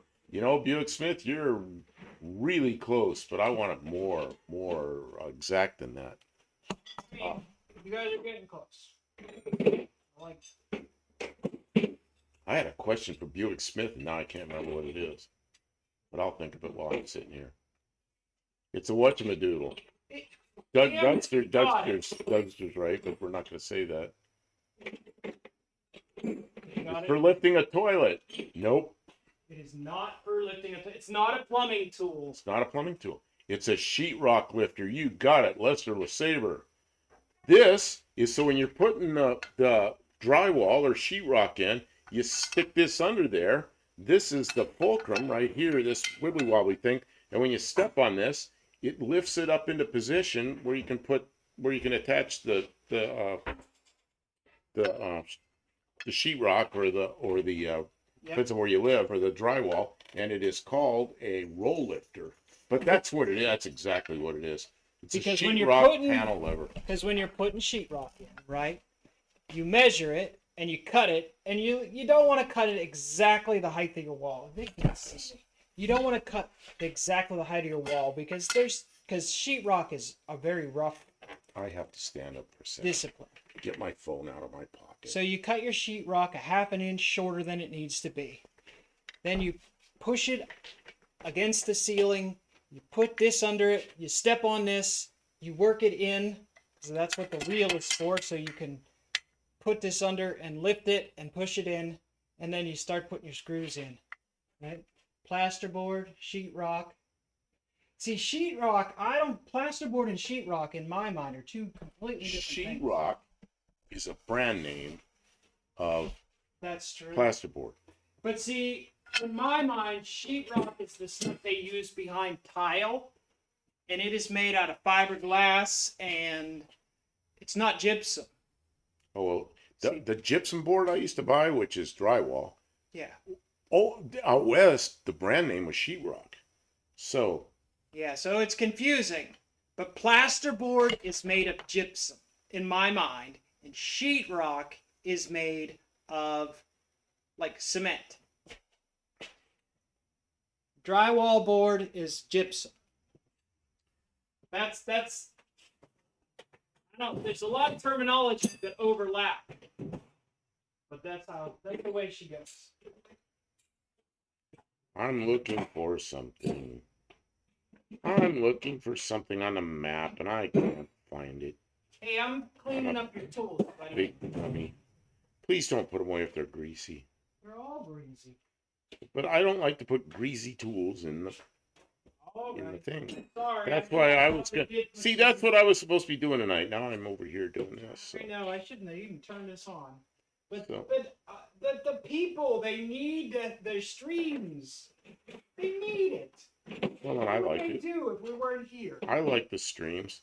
Okay, I can't find what I'm looking for because I'm a big dummy. You big dummy. So now I'm gonna have to ask. I gotta put my glasses back. I'm gonna have to ask Buick Smith. Oh, you did a video not too long ago of a car show in a small town. And I don't remember the name of the small town. Jeez. You did a couple of them, but one of them, I was going to ask you about it. I'm a big dummy. I can't remember the name of the town. Okay, well, while he's thinking of the town, chat GPT it. You'll get the real... I can't find it. Okay, so, who knows what kind of carburetor this is? Broken. Old. Chat GPT refuses to tell you that you could find a vacuum leak by farting on it. Chat GPT's what a farce that is. I kind of think it's neat. I don't. It just takes everything that everybody searches and tells all the lies about it, packs it into one site. Yeah, that's kind of neat. And there's no accountability because you could say, well, chat GPT told you. Dean Stevenson. Dean Stevenson knows everything. Got it. Except he didn't know what that gas pedal was, the accelerator. I actually found something that Dean Stevenson didn't know. Man. You were out of his wheelhouse. He's not a drywall installer. Gypsum tramps and thieves. Hey, Jimmy Carter, you know what? What day is it? Tomorrow? No, it's Tuesday. We have a live on Tuesday. I don't usually talk about politics, but it's a very significant day. It's October 1st, which is Jimmy Carter's birthday, our former president, and he's still alive and he'll be 100 years old. That's amazing. You know? It's the oldest any of our presidents have ever been. So, wow. So what's that? You're over here hogging the space. You're trying to do something. Ball and ball carburetor, manufactured for Chrysler Corporation. I just thought. Oh, something. Dean Stevenson likes him. Dean Stevenson says he's 100. That's right. He's 100 on Tuesday. Man. He still says nuclear. Well, George W. Bush says nuclear. And he must know better. He survived pancreatic cancer. That's right. That was quite a while ago. It's a ball and ball carb. Okay, to get off the politics, I mean, that's as far into politics as I want to go, because it's just interesting that guy lived there. He might live a lot longer.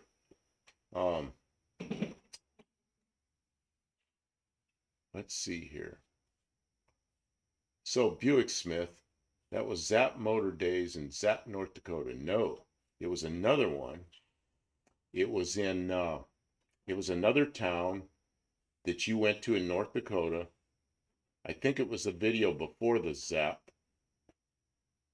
one.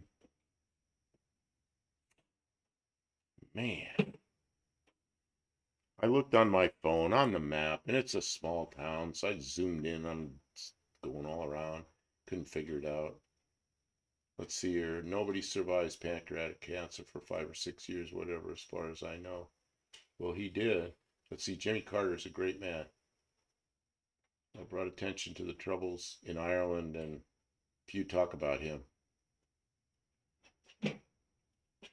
Carter fixed it up, so it worked good.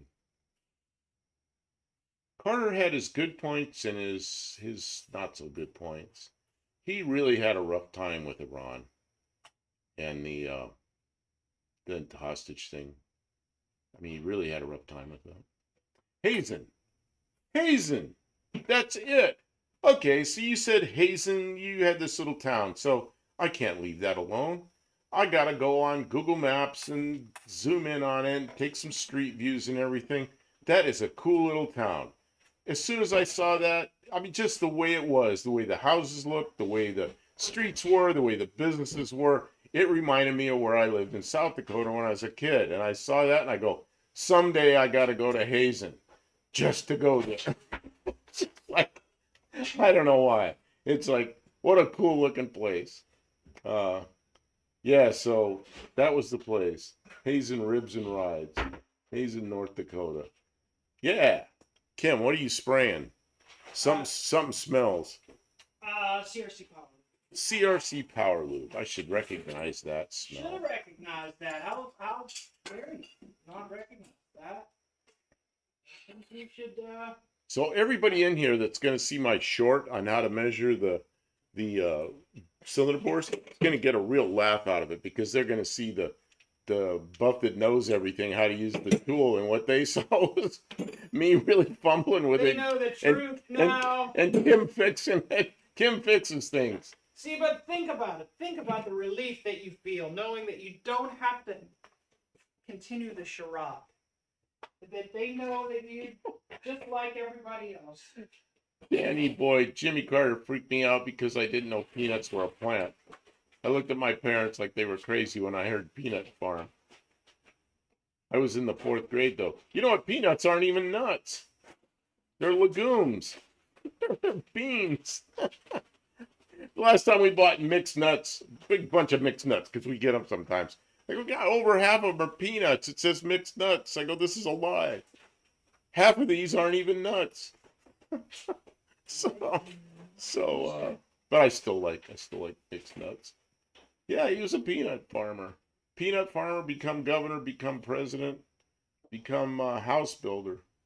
One of the funniest things I ever saw, where's that hammer? We don't have a claw hammer handy, do we? I think you just put the hammers away. Is there a claw hammer?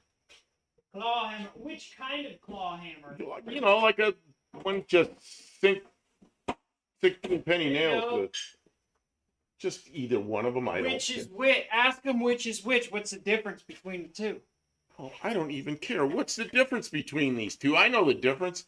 One's rusty and the other one isn't. No. Okay, Kim, what's the difference? Well, this one's steel. This one's what? Fiber wood. This is a framing hammer. Okay. And this one's a claw hammer. Claw. Okay.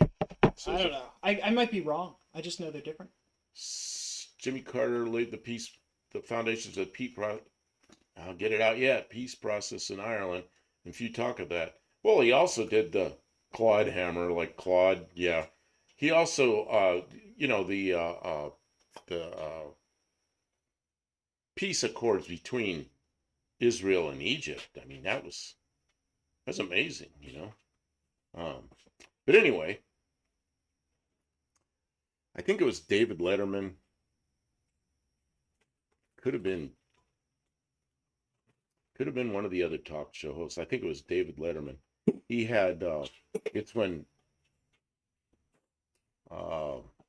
Al Gore was running for, he was running for vice president, but he wasn't vice president yet. And he had Al Gore on, and he had Jimmy Carter on at the same show. And Jimmy Carter was really involved with the um, Habitat for Humanity. So so they had this little structure built there. It was like a little house that was like 2 feet by 2 feet by 2 feet, some studs, you know. And so they had some nails, and they had Al Gore go over there, and Al Gore's standing there, and they have him hammer a nail in, and Al Gore holds the hammer way up here, and he takes the nail, and he hits his thumb a couple of times, and he beats on the nail and beats on the nail and beats on the nail, and after about 70 hits on the nail, he moves the nail in about that far, and then they have Jimmy Carter go up there. Jimmy Carter's like 80 years old by then. Jimmy Carter takes the hammer, puts a nail up, and goes bump, wham, and sinks it. It's all the way in. He takes the next nail, goes bump, starts it, goes bam, and sinks it in. I just thought that was funny because this old guy was up there just Showing Al Gore how it's done. When I saw that, Jimmy Carter almost made a better former president than he did president. He was effective in some ways, but other ways he was really ineffective, and it's kind of sad because I think he was an honest guy. But and he served one term and he lost with a landslide. So but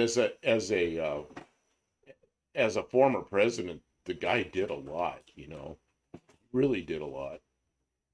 Uh, I like Jameson's Irish whiskey. Irish whiskey. I like a lot of whiskeys, but I can't I can't drink anymore. Let's see. I might have a sip of some. I'm not opposed to it. It's just, a diabetic that's paying attention to their health shouldn't be drinking alcohol. Legumes inject nitrogen back into the soil instead of taking it. Key for good crop rotation. Good to work on a farm. I know that about Chris. Claude was a good guy, but when he got hammered, watch out. Claude. Oh, who you talk about? Claude Hammer. Okay. Jimmy Nail. Algorithm. Yeah. Too bad he was such a turkey in the White House.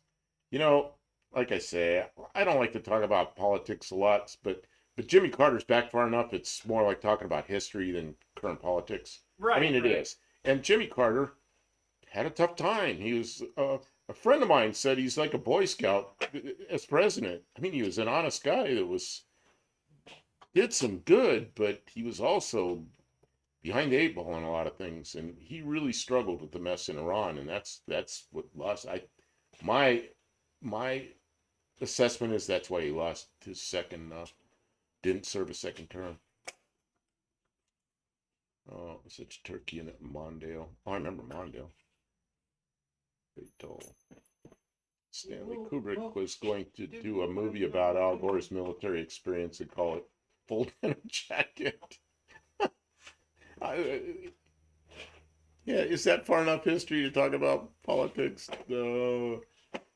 Don't bait them into politics. I'm not going to go any further forward than Al Gore, but there's a picture of Al Gore in Vietnam leaning over a rifle with the barrel pointed right at his head. And I always look at that and go, man. Al Gore's boy got busted doing 100 miles an hour, over 100 miles an hour in a Prius. What do you do? Drive out the back of an airplane? How do you go over 100 in a Prius? Maybe you can. I don't know. Carter administration, home administration. Yeah. Well, there's where Carter really failed was the inflation and all. It was horrible. It's horrible. It's like now. It's just like now.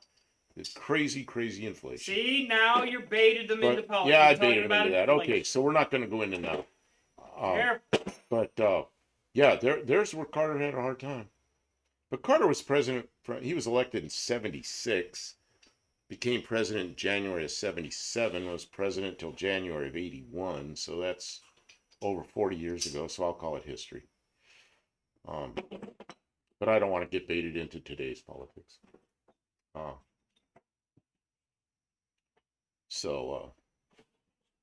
I'll talk about old politics. Let's see here. And an energy crisis dog, Jimmy's term too. Yeah, and I'm not sure. He didn't know how to handle that. And neither did Reagan for that matter. It was right after that. I was supposed to say Zacto Mondo, but I autocorrected my historical corrections. Buick Smith, off subject, but I saw a video short the other day of an SR-71 flying up next to a Concorde.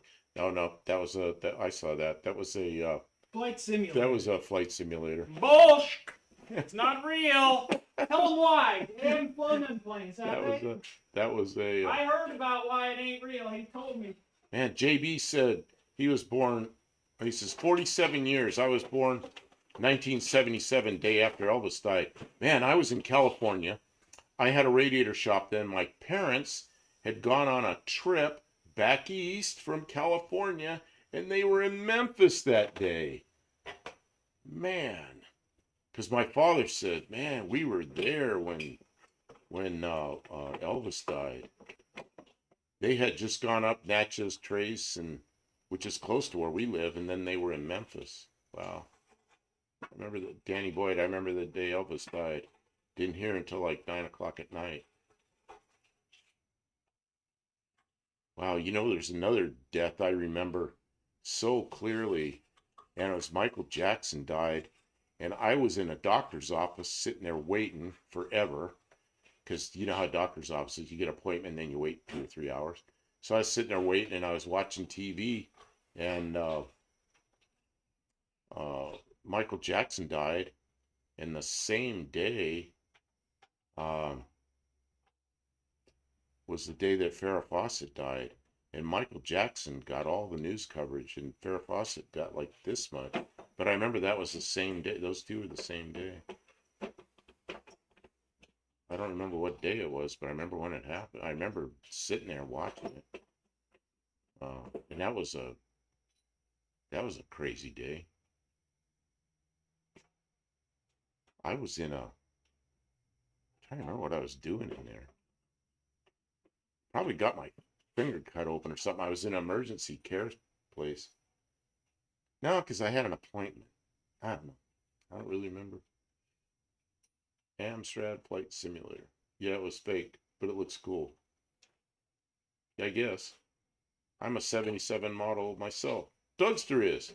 Hey, we were standing there at No Name Nationals talking to a guy that's a 77 model.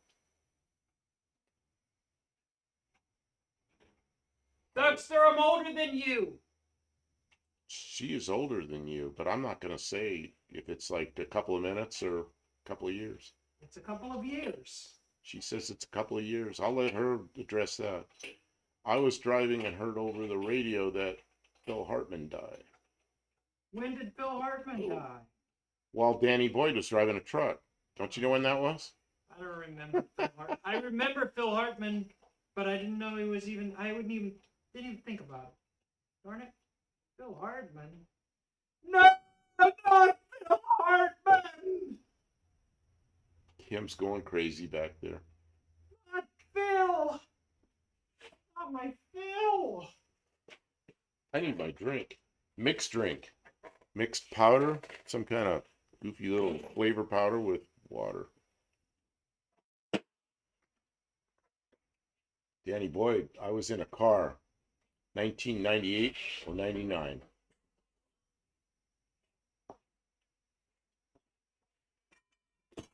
Where was I in 1998 and 1999? I was living in Geneva, Ohio, but I was working on the other side of Ohio, and I'd go over there twice a week, stay a couple of nights there. I was working in, what was the name of the town? There's a drag strip there. Norwalk. I was working in Norwalk, Ohio in 98 and 99. Building some airplanes for a guy in a hangar. It was real close to the drag strip. I could hear the drag strip. I could hear the cars in the evening running, but I never went to the drag strip. Mark Bullen's death profoundly affected me. I never trusted 1275 GT Minis again. I went to drive it. Never passenger one. I've been in the new Minis. I've been in the new minis. Not a chance, Kim. Damn. That's like damn. I thought you were early 30s. Yeah, when I met her, I thought she was in her early 30s. Uh-huh. But she's still a lot younger than me. I'm 70 and she's not even close to 70. She's got decades to go. I think the driving the car was from Cincinnati. I remember when JFK got shot. Oh, I remember that. I was in 4th grade. I was in. I know right where I was sitting in that classroom. I could go there. I went there years later, like 15 years ago, and I looked in the window, and that's where I was sitting. That's a day I'll never forget. You want to make a short of this puller? Let's see. Yeah, I could do that. I remember when JFK's good. Let me get caught up here. I remember this is Buick Smith. I remember I was building dash circuit cards for a Boeing 777 that morning of 9/11, listening to Fleetwood Mac, Leather and Lady. Remember it's clear as day. Yeah, I was sitting in my office in an airplane shop, and the guy came in that runs the CNC mill. He was late. He comes in, looks around the corner of me. He goes, 2 jets just hit the World Trade Center. And when he said that, immediately in my mind, I figured it was 2 Air Force jets in formation, and one of them just was flying off the wing of the other one, so they both hit. That's in my mind. That's what I thought. And then we turned a radio on because we didn't have a TV there, and then the whole thing came to light. It was like, oh man, there were still 2 airplanes out there. Yeah, Tommy, I saw you spelled that wrong. I heard Chris who is that? Chris Christopherson? Not sure. Poor Phil Hartman. He was shot by his crazy wife or girlfriend. I did hear Chris Christopherson died. He was 88. Wow. Well, Andy Dick got her back on drugs and booze, whichever messed her up. Dean Stevenson, 16 September 77. Never made it halfway to St. Patrick's Day. Chris Christopherson passed away 88 years old. Yeah, and that's Kim just confirmed that. Willie is the last of the highwaymen. Okay, Kim, what do you want me to do here? I want you to show that this is a master kit, and you select the correct 3 bolts and line this up. We're going to do a short on this? Yeah. And I'm going to pull it off. Well, we'll see if it come off. It might not come off. It might ruin the short. Okay, so this is a live short on. Yeah. Can you guys see what we're doing? Do you want me to bring the camera a little closer so you can? No, we're just going to do it right here. Right, we're set up, and they can watch the short. Okay, you got to come around here, and I got to first. Okay. Ooh, this is going to be hard to do in 60 seconds. Okay. Do you know what you're going to say? Not really. I'm going to wing it. Harmonic balancer puller. Okay. We'll try it. We'll see if we can get it. If we can't get it first take, we'll put talk it back about it. home. Yeah. Ready? Okay, we have a harmonic balance here on this Slant 6, and we got to get it off the crankshaft. This is a puller. You put the right bolts. This thing here is the puller. You put 3 of the right bolts in there, and then when you screw in on this, it'll push that back, and we'll pull this off. And I'm going to do it with an impact wrench, and let's see if it works.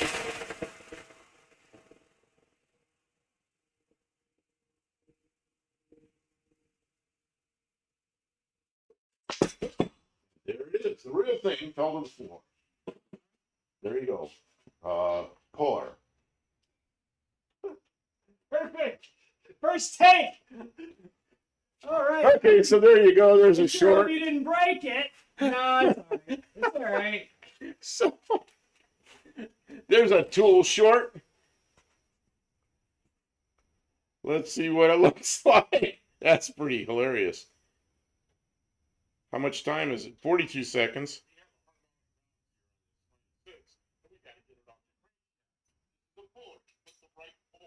This thing here is the puller. You put 3 of the right bolts in there, and then when you screw in on this, it'll push that back, and we'll pull this off. And I'm going to do it with an impact wrench, and let's see if it works.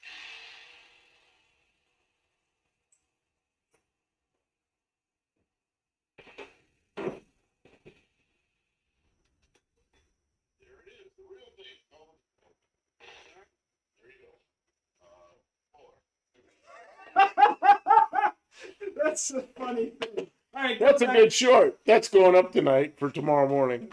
Okay. You guys saw it. I thought you said 3, 2, 1 action. Oh God, I was in 3rd grade when JFK died. I was in 4th grade. They sent us to the auditorium, showed us Walter Cronkite on TV, and then sent us home. What happened to us? And I remember it so well. The woman from the office, and I remember her name even, Mrs. Abkin. She came in and said to my teacher, who was, what was her name? I should know it. Her husband was a crank grinder in town. So she whispers something in the teacher's ear and leaves. And our teacher was making us pay attention to current events. And she goes, "Where's President Kennedy this morning?" And everybody goes, "Dallas," you know. And then she says, "This is what happened." She went and got a radio and brought it out, plugged it in, turned it on. And we all sat there and listened to it until they announced that, you know, he's in the hospital and that he died. And then they sent us all home. I remember that really well. And this is not political conversation. This is history. Historical. That's December 22nd. It was December 22nd of 1963, so that's definitely history. It's facts, not historical, or not political. Yeah, it was opinions. It's facts about what happened. Kennedy, kind of a controversial. Does anybody believe that was? I'm curious though. Does anybody believe that that was orchestrated by a single person? Okay, no, I don't want to get into that because that'll start a whole thing. So. We're not going to get into that. All right, sorry. You can go on YouTube and watch all kinds of videos about that. The event of the day was shocking. Let's see here. So what'd you think of my short? That's a good short because it's a total accident and it still fit within the minute and it worked, I guess. It didn't break anything. I'm not mad about it. It bounced. That was I like shorts that are go almost to plan, but something silly happens, you know. Yeah, and that definitely no. Didn't see that coming. I did. Well, I was about to grab it, but I thought I had another little bit to go, and I didn't, so it came off. I thought I had another, I don't know, tenth of an inch or something. Action short. Yeah, Lester LeSabre says action short.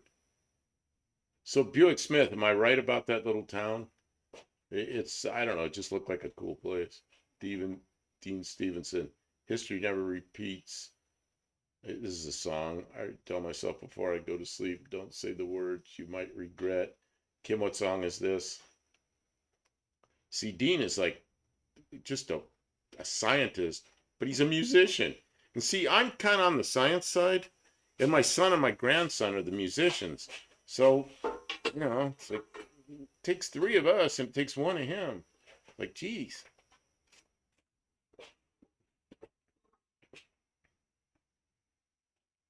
I'm going to test him now. Dean, can you fly a helicopter?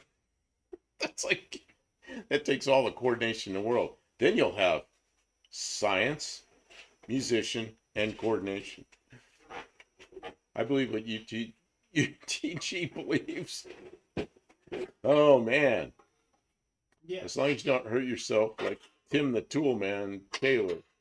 I used to hurt myself all the time when I was a kid. They would laugh at me and they would say that I was just like the Tool Man. Because I was always hurting myself. Dean Stevenson said it had impact. I might use that in the title. This has impact. What could I put this? Does this have impact? I have fun with my titles. Sometimes they're okay, sometimes they're not. But I have fun with them. What I learn is with the shorts, have some fun with them and don't get too serious. Get serious enough that you're telling the truth, but yeah, just wing it. If something good happens, it's content. If something bad happens, it's content. I'm reaching for my water. Oh yeah. Oh, Tim, you dropped them. throwing stuff down on the floor. So, yeah, Kim always tells me something goes right, it's content. If it goes wrong, it's content. Better content if it goes wrong. Everybody loves it when you mess up. I bought new drinks. Oh, here's one. I got to try this. Skittles. Skittles flavored drinks? Yes, but they're no sugar, no carbs.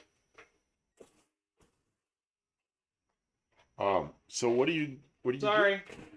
You're over there making noise. I know, I'm a terrible person. Don't Let's judge see. me. Zap, Hazen, Beulah, all cool old towns. Yeah, Hazen. When I saw that, it's like, I got to go there. I don't know if I ever will, but I feel like I want to go there. It's because it just. I lived in Brookings, South Dakota, which is now a lot larger, but it was like 7,000 people. With the college, maybe 10,000 when I was there. So it was just old 60s small town. It was. Sorry for the noise. No, you're not. Yeah. Well, Making noise. I'm sorry for the noise that I'm making. Okay, get back to what I was doing. I was a kid in school. In '86, we would watch space shuttle launches. Live on TV. We all watched the shuttle disaster. Oh man. Yep, I watched it. I was saw it live happening on TV. My second radiator shop, and we had a catering truck that pulled up every day about 10:30 in the morning. And this woman, we always talk to her. We go out there and buy a sandwich or something. And she goes, "Oh, the shuttle blew up." I'm like, "What?" She goes, "The shuttle blew up." You know, it was a big deal, teacher going up and everything. So I came back into the shop and I turned the radio on. It's like, oh man. Yeah, I remember that. I don't remember the date, but I remember when it happened. It was like in December or something. I don't know. I know it was cold, obviously. Okay, you're gonna make more noise, aren't you? Not yet. Kim's got impact wrenchness tonight. Okay, let's see here. I remember that. Our teacher did the same. It's not all beer and Skittles. Yeah. Whatever that means. Let's see here. Skittles wouldn't go with beer very well. Okay, I am going to impact this one. This one, last one. Whew, those. Let's see. Clean. Can I speak? Let's see. It's not all beer and Skittles. Okay, Buff. Those are all coal mine. God, I can't talk. Those are all coal mine towns. If you come up, make sure to see the huge drag lines, cranes digging the coal. You can fit 4 D9 dozers in the bucket. Oh my God. Felix Smith says, we used to have karate tournaments in Brookings. Have been there many times. Man, I didn't want to leave California because I was in school. I had all my friends, I was 5th grade, and off we go to packed all our stuff in a Chevy van, and off we go to Brookings, South Dakota. But I met people there right away. I made friends easy, and teacher was good, school was good, town was small, so my parents, see, my dad went back to school, and my parents weren't really paying attention to me too well. And I was 11 when we got there, and I was moved away when I was 12. But the kid next door to me, he and I like cars, and we walked downtown, which is just like probably 8 blocks, something like that. And then there are all the old car dealers. 1966 cars came out. We were in there pestering the dealers, and they're giving us brochures. And of course, they want us to go home and talk up the cars to our parents, but 1966 was just a magic year for me because parents didn't give a shit what I did. And I was hanging out with kids that didn't get in trouble. It's just a good little town, good place. Nothing but good memories of that place. Sugar-free Skittles, Diet Coke. What's the point? It's like Mini and new VW Beetle. What's the point? Yeah, the new Mini I don't get. The new VW, I like the shape of it. Kind of looks like a 40 Ford. You know, that tail looks really good. The innocence and simplicity of childhood. Yeah. I was in Strasburg at the time, the hometown of Lawrence Welk. Oh man. Lawrence Welk, I remember him. Oh, you're busy. I'm gonna walk over there for a second. I'm in need of my scissors. Oh shoot! I put them in the drawer. No, you didn't. They go under here. They're still. Oh, there's a different set. I'll drop that on the floor. Good. We'll have to drop my trash on the floor. This is gonna be interesting. Skittles. Is it multicolored? Nope, it's blue. Hey, blue food. I didn't think there was any blue food.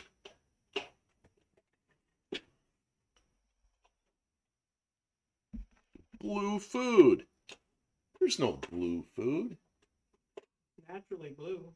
I mean, blueberries aren't even blue. The VW Beetles should be built in Ireland to make up for the Cooper being built in Germany. Yeah. I miss a lot of the British cars. Buick Smith, okay. I'm out, guys. Have a great one. Good night, Buick Smith. Thank you for visiting. We appreciate you. Have to get the kiddo to bed. Wow, it's late. Okay, yeah, have a good night. Take care.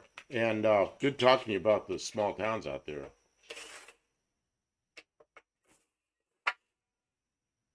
Okay, what's the blue gonna taste like? Blue food. This looks like some like Christmas light color.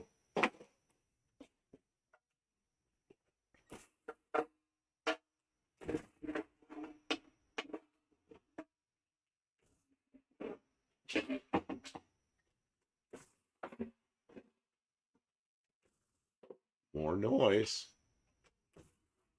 Is that Kim, you told me to use a speed handle on that. I was going to, but you didn't. You're too busy.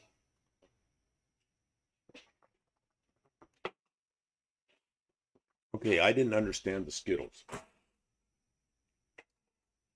Beer and Skittles dates back to the 1800s. Skittles was a precursor to the 10-pin bowling. It had 9 pins and also known as 9 pins. Wow. Oh, 1600s. JB, typing in the dark. Yeah, I can't do that. It'll come out. Just nothing will work. Because I'm a look at the keyboard.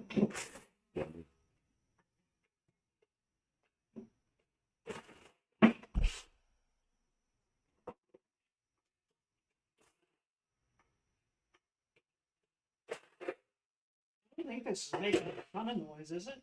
It's killing the mic. I mean, I can't talk over that. Dean, did you know the first VW Beetle assembled outside Germany was in a place called Ballsbridge in Dublin? Bridge. Where do you live? Ballsbridge. Buff, are you sure that's not Tidy Bowl? Oh God, it looks. Why you just ruined my drink? You just ruined my drink. He said it looks like Tidy Bowl. Oh, it does kind of. It does kind of look like. Doesn't taste like Tidy Bowl. Oh, wait a minute, I don't know what Tidy Bowl tastes like. It smells like Tidy Bowl. That's the first. It step. does smell like Tidy Bowl. I don't know. I don't use. Oh, God, what? That doesn't really smell good. Hey, will you do a side to sidey of me pulling the pan off? We can see what it looks like. I gotta put the Tidy Bowl away. God. Okay, when I get to the house, I'm gonna go in my bedroom, turn the lights off, then I'll drink this. All right. Sounds good. Tidy Bowl. Okay, time for another short. No, this is a wide. Oh, this is a back and forthy? Back and forth. Back and forthy instead of an up and downy? Yeah, can you try and make sure I get it? I gotta keep it with my stuff. I guess I have mine. We can use mine. Do you want to use mine instead? Or Sure. Whatever you want. I don't know. I don't know where I put my. Okay. Want me to Yeah, call? You want me to call you on let's your use phone? mine so I don't lose it, because I was just doing a lot of searching. Melted blue ice. Tidy bowl. I'm drinking tidy bowl. Well, I know the color works well. Dean Stevenson, message retracted, deleted for respect. I wonder what he said. Okay. Oh, that's me. That's the engine. Yeah, I didn't. She had it backwards. She had it on the facing me camera. Okay, so well, I can just start anytime, right? Yeah. And this is kind of, it's way too close. Yeah, you have to back up a little I bit. gotta back up. All right. Wait, Oh, we're not going yet. I'm pointing the thing at the floor, adjusting the focus or the zoom. did you Okay. start? Is it counting and everything? Okay. So we took all the boltsies out, and now it's time to take the pan off. Let's see. Well, that's an old gasket. Let's see what she looks like in the pan. Oh, it's a little bit goopy. What do you think? I think it's a little bit goopy. Doesn't look. Is that metal? Oh, that's nasty. That's chunks. That's the kind of stuff though that doesn't. That's that stuff that looked like it was in the intake. Tar. Look at that, was in the oil pan. But it doesn't come out when you take the thing out. It's lower than the. It's lower than the drain plug, so it doesn't drain. Well, it definitely needed a good Yeah, good cleaning. good thing it's apart. Good See thing what it's the a rest of it looks like. looks like a motor. Engine. Mhm. Okay, look at that. What's the pickup screen look like? Is it plugged? No, not really. There's like a stick in here. Wonder what that is. It's zip tie. What do you know? It's some kind of a clip. Some little plastic thing. Set it up on the bench. Don't lose it, because it's I'm kind of curious what that is, and we'll be thinking about that. And all of a sudden one day we'll go, I know what that is. Okay, so there it is. I mean, the pickup screen's not clogged. Boy, I wonder if that oil started from that garbage in the pan. Well, it didn't get sucked up into there, so probably not. Well, It was I that bet stuff was stuck to the pan. That's true, and it's not in there, so It's not in there. So- Okay, Kim, probably survived. are we done? I think that's all we need to see right now. Okay, it's off. Thank you. It's see it's shooting. Oh, See, we do. hold on. We got to show the. Did they see? Were they able to see? Oh god, don't drop that on me. No, they didn't see anything. Okay. Okay, I'm getting out of the way. I don't want that. You group on guys, me. since you're here, you get to see stuff first. This is what we found in the pan. Like tar. That's what the intake looked like. That's the same, yeah, shiny goop that was in the intake. I didn't expect to find that. Well, it's better than metal. And it's below the drain plug, so when they drained the oil, that didn't come out. But that surprises me in an engine with so few miles on Oh, it. maybe they put some kind of stop leak in it. Maybe that's like some kind of, you know. Oh, stop leak? Yeah, maybe.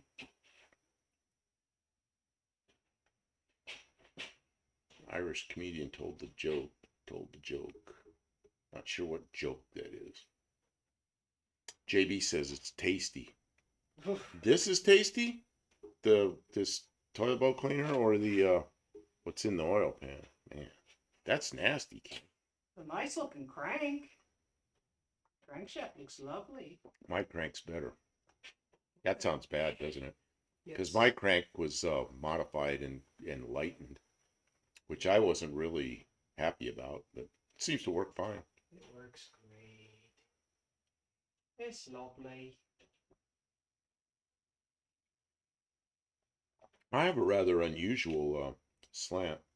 Man, I found a car tonight I kind of was interested in. I don't know if it's kind of old. It's a 79, what'd the guy call it? Valerie. I think he meant Valari. But he said it was a Valerie. And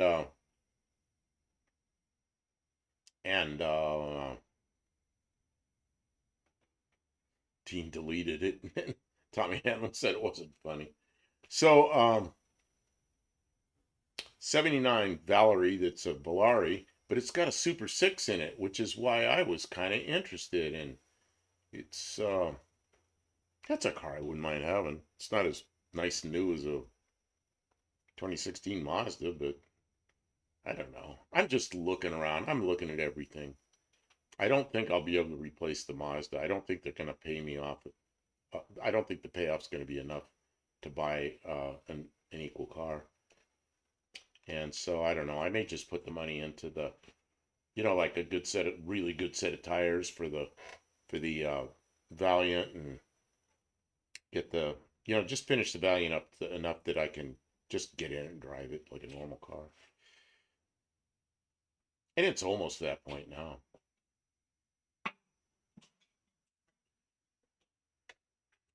But I've always heard about the Super 6s.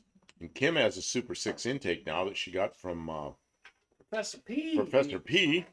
And I have a Super 6 manifold on my Valiant. But I have an Autolite carburetor on it. Oh, it runs just so nice with that carburetor, too. Kim, are the rods nice and tight? And Lester LeSabre says, yeah, they are. That's not a joke. The rods seem really good. You tried to move them around? Yeah. She says it's good. She tried to move them around, and they seem good. Okay, so you have a place to set that stuff? I need to clean up my mess. Where are you going to set that stuff? No. Yeah, something like that. Over here where these instructions are. Here, put it. Take your instructions, because we already figured out. Yeah, I know, and I don't want them to get all goobed up, because we're going to forget and need them again. Mm-hmm. Okay, there, you can set your stuff there.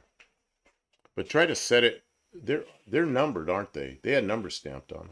These ones I haven't seen stamps. Oh, I thought they did. There's stamps on 5, but I don't see any stamps on anything else yet. Okay. Sometimes we do see the stamps. So. Should humans drink blue? Is that engine coolant? Man, I've never seen engine coolant this color. That'd be okay. I like the light green coolant because you can see it well. I don't like dark colors for coolant. I used to get coolant from Valvoline and stuff, and that'd be real dark blue, and I'd do a radiator flush, do everything on a car and put coolant in it. People look in there and go, looks like you didn't clean it. So I always used to buy, at the time, Prestone was really, really kind of a light, bright, yellowish green. And there was never a question about it when I put that in. I wish coolant was bright like this.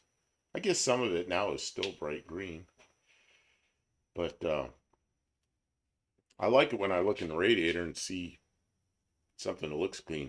Which reminds me, Kim, that's the other thing we have to do. Oh, we're probably going to pull your engine out. We put some anti-rust. We just put water in hers with just a touch of anti-rust so it wouldn't rust with the water. Check it out. There's the first rod bearing. You guys see it first. What are we looking at here?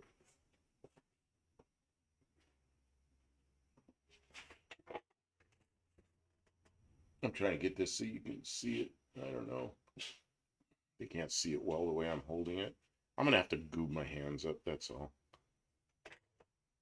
So that's a rod bearing. I don't know, Kim. I think it looks like it's a usable bearing. Here's the mate to it. Okay, you got to keep these somewhere. I know. I'm only taking one out. I'm not taking more out tonight. I'm just curious. Here's the mate to it. They look pretty good. Just eyeballing them as they're coming out. Yeah, these look like they're probably going to be used again. I don't think that engine has a lot of time on it because of the way the cylinders look. This rod journal looks fantastic. And the rod journal looks good. Looks really good. Fluorescein. What the hell is fluorescein? Fluorocarbons. This drink, although it looks like some kind of toilet water, it tastes okay.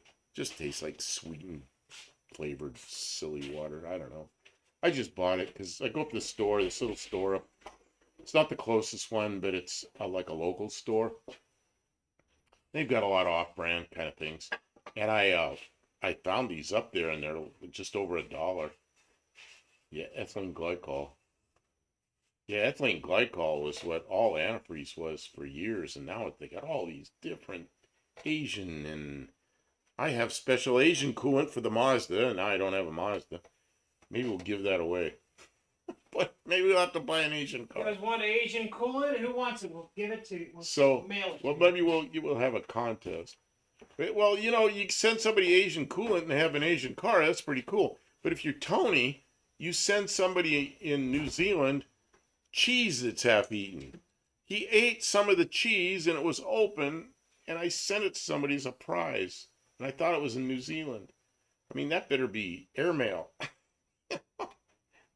Down on the Babbitt, out on the brass, pull the rod in, stamp your feet. What do you guys think of that? Did they have an opinion, or did they not really see it?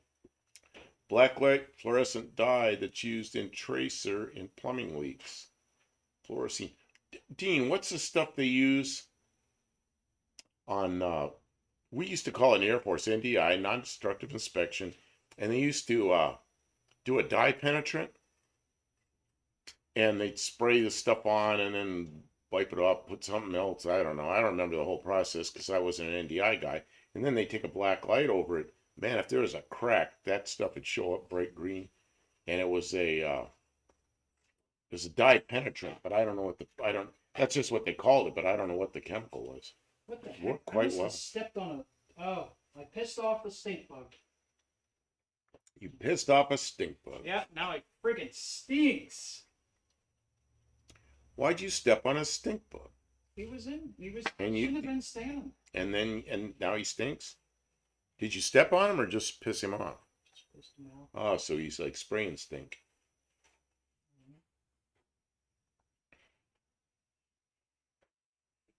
Stink bugs here are completely different looking than the stink bugs in Arizona. Dipenetrant. Yeah, but what was it? What's the chemical? Those. Oh, there's a little ridge in this one. Zyglo? Yeah, that might have been what it was. There's a little ridge in this. Is there? Yeah, like well, it's then how come you can still see the hone marks? Or can you see the hone marks all the way to the top? There's just a little ridge. Top ring has a little ridge. Well, it might be just goop up there because there's so much. No, I can feel it. There's so much above where nothing ever goes in those blocks because there's like 100 thousandths where nothing goes. No, you know? I can see. No, it's way more than 100 thousandths. There's half an inch that nothing ever goes. Well, no, that's not true. The piston goes higher, but the rings don't go that high. Those big end shells were protected in that special engine goop you found in the sump. Big end shell. Oh, make sure you put the goop back in after the rebuild. Yeah, Kim, hold on to that goop. It's the good stuff. Yeah, and just plaster it back in the oil pan. We'll get some epoxy and stick it in there. It's factory goop. Not Cyclone D. Yeah, I guess not. That's the zinc. Yeah, that's the zinc that they put in the oil. It's in the bottom of the pan, though. Oh, that needs cleaned out, but those rings aren't stuck. Oh, that's a note to yourself, Dean. You got a paper towel? There's this one. What do you want me to have a paper towel for? Well, to handle that? I can show them. Yeah, just you come in and show them. They want to see you anyway. They don't want to see me. Here's the piston. It's dirty, very dirty. But are the rings all loose? The rings are. Yeah, the rings are. Oh, they are. The rings are free. We could check the end. We could check the gap on them, but look at the top of that piston. All the goo. The rings seem okay. I mean, they move. They're free. How's the piston feel? Free and correct? Yeah, okay. Free, yeah. Not all. Not bad. The skirts are not all messed up. Look, the skirts are clean. Yeah, that's what I think. Skirts look good. I'd say that's a pretty good short block. But I think we do need to take the pistons out and clean the rings out. We'll clean whatever this garbage is. Take all the pistons out. Top of the piston, because that'll bind. I still think. Just so we have good. Excuse me. No scoring on the skirts. Skirts look really good. See, look, there's scoring from that garbage. There's scoring up between the upper ringland and the top and the crown of the piston. There's some scoring marks, but I don't think that's going to hurt anything. That's a small part of the piston anyway. Well, it's from whatever that garbage was in the engine, but I think if we get it all out of there, I think the rest of it looks like it's going to be okay. I think it'll be okay. And you could, after the rings are out, you could just lightly sand out with some 400 or something. Well, solvent, it seems like it's taking it out. Oh, so it's not hurt. It's not the piston. It's the goot. It's crud. His piston. I think you could just sand that off. I think it'll clean up. Because the skirt is the wide part of the piston. Sarin gas. That was Sean Morgan's first band. The skirts look good. The only place there's any kind of is right up here. There's like it looks. You can see it right there. See how there's lines? There's all kind of junk on the top carbon, so I think it's carbon scrapes. What is that? That's one or that's one? That's one. Okay. Interesting. Well, you could take the bore gauge and look at top and bottom of the bore. Well, you're going to do that on a short. Oh, okay. Remember? I guess. I have my best short right now for tonight. Simply Irresistible. Remember that? She's so fine. There's no telling where the money went. Simply Irresistible. There's no other way to go. I cannot sing. I cannot hear it. Oh, you're pissing oil all over the place. Cam. All on the floor. No, it's in the pan now. No, I see it on the floor. It's not all in the pan. Got as much as I could. We need some kitty litter. I think we have some. Sawdust and kitty litter. That's the way to do it. What'd you do? Play the guitar on the MTV. You dumped the whole thing. That ain't working. She got it in the pan and then dumped the pan. Dump the pan. That's the way you do it. Get your money for nothing and your chicks for free. Dean Stevenson, burger and fries. What's the burger and fries for? Thank you, Dean. I didn't know you cared.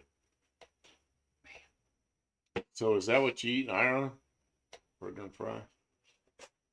What is like in England, when I was in England, of course, it's fish and chips, and it's a little different than here, and it's better there. Except there's one British pub in Nashville that it's like England. So what is the well-known food in Ireland?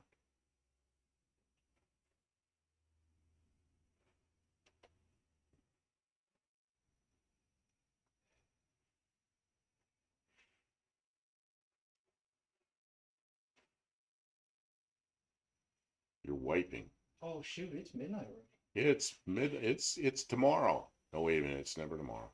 It's it's after midnight.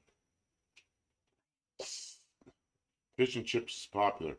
And you know what? The fish and chips in England, it took me a while to figure out what I liked and where to go.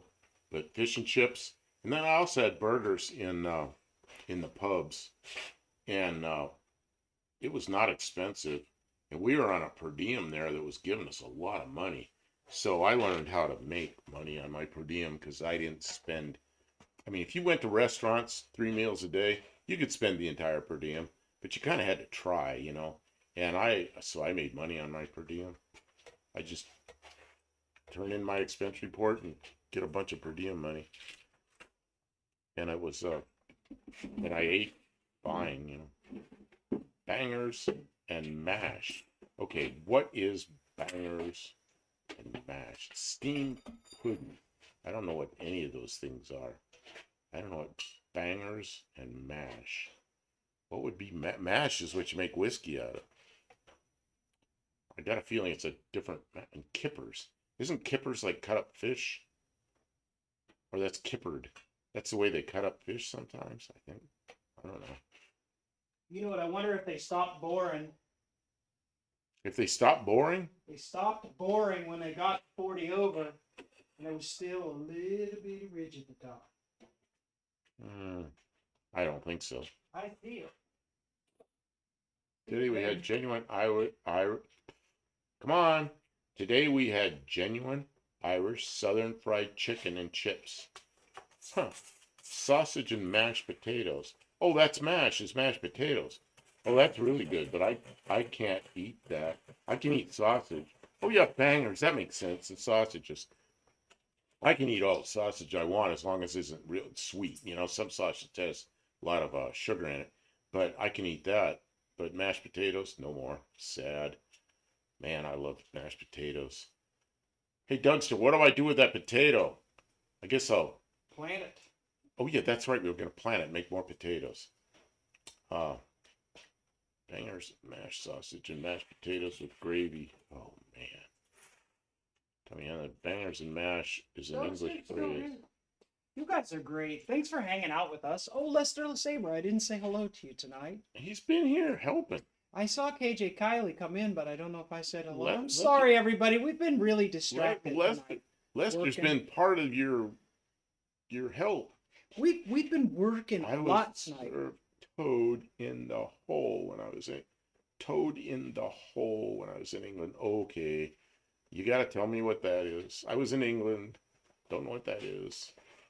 A toad here is a big frog, and a road toad is a 1960 through 62 Valiant, or 62 Lancer. What else is a toad? Oh, no. Crazy foods people have.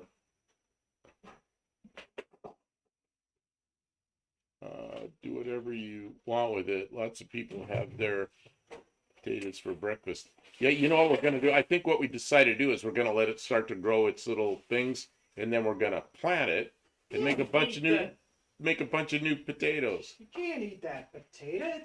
It's a prize, so I got to make it into more potato. I can't save it exactly the way it is, so I got to make it into more potatoes.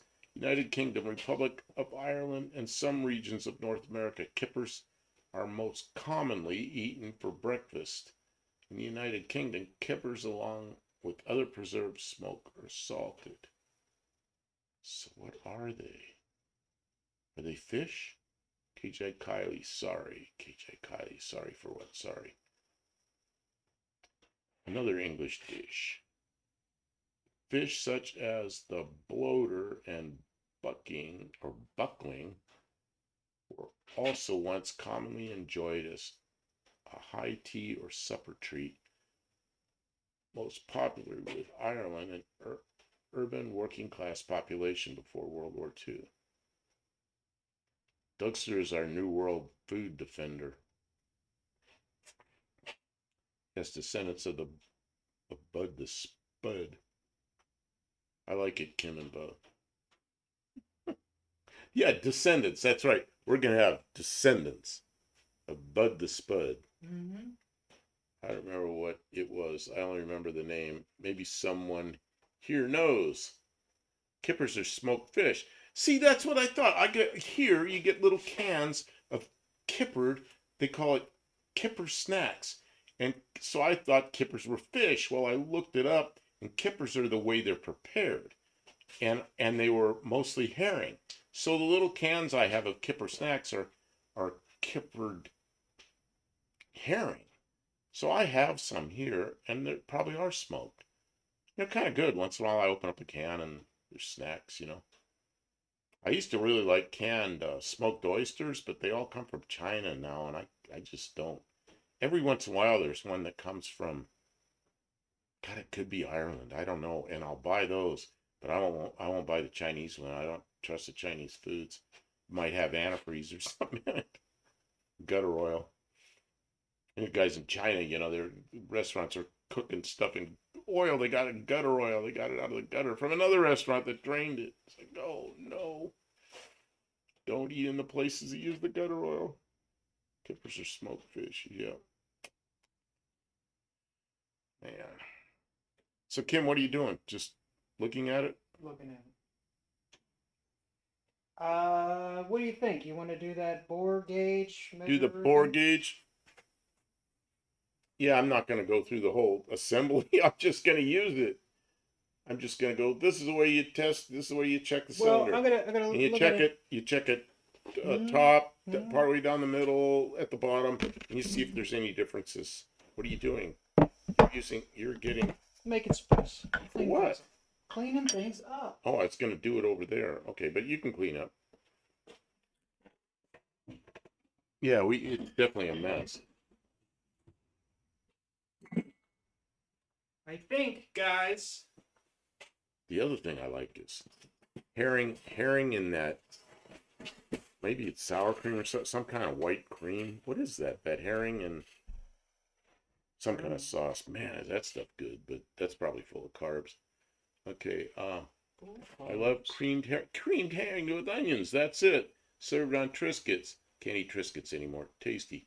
Lady Dougster had a terrible off-color descriptor of that. It's not worth repeating here, although it's super funny. Looked it up. Toad in the hole is sausage in Yorkshire pudding with gravy. Huh. Oh my. Did anyone ever hit the likes? I can't hit my own likes. Thank you, Tommy. Tommy's sporting the stream by reminding everybody to smash that Well, you know like what? button. It wasn't tartar sauce. It was what he said. It was creamed herring and onions, and we get it in a jar here, and it's really good. But I almost don't ever buy it because it's expensive, and we don't eat expensive food. We're just kind of getting by with the vegetables and the. Oh, we found this local store they have their own butchers, and their meat is pretty good deal, and they'll cook it the way you want it. Spotted dick, that's the thing I saw in England, but I'm not gonna eat that. I can't eat anything called spotted dick. What is it? I forget. I did. That's why the number is odd, Tommy. 10.5. Well, you get a half a number. We got a 10.5 rating. Oh man, yeah, that creamed herring with onions, man, I love that stuff. My former wife used to buy it, and I'd eat it before she get to it. Whiskey in the jarro, whiskey in the jarro, whiskey. Man, there's some good distilleries around here, but I can't do that anymore. There's a distillery down near where Uncle Tony is, and I went in there with a friend, and we went on their little tours, a little micro place, one still, and they do whiskey, and they do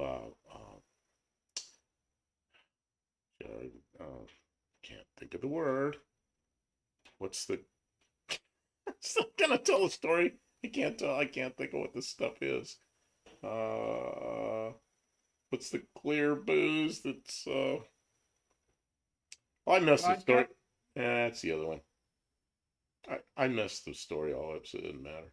Okay. But anyway, it was good stuff. We tasted it. It was really good stuff. Gin. They do a gin that's just outstanding. And they use their own formula for their own stuff they put the gin in. Yeah, it's just the guy was a lawyer.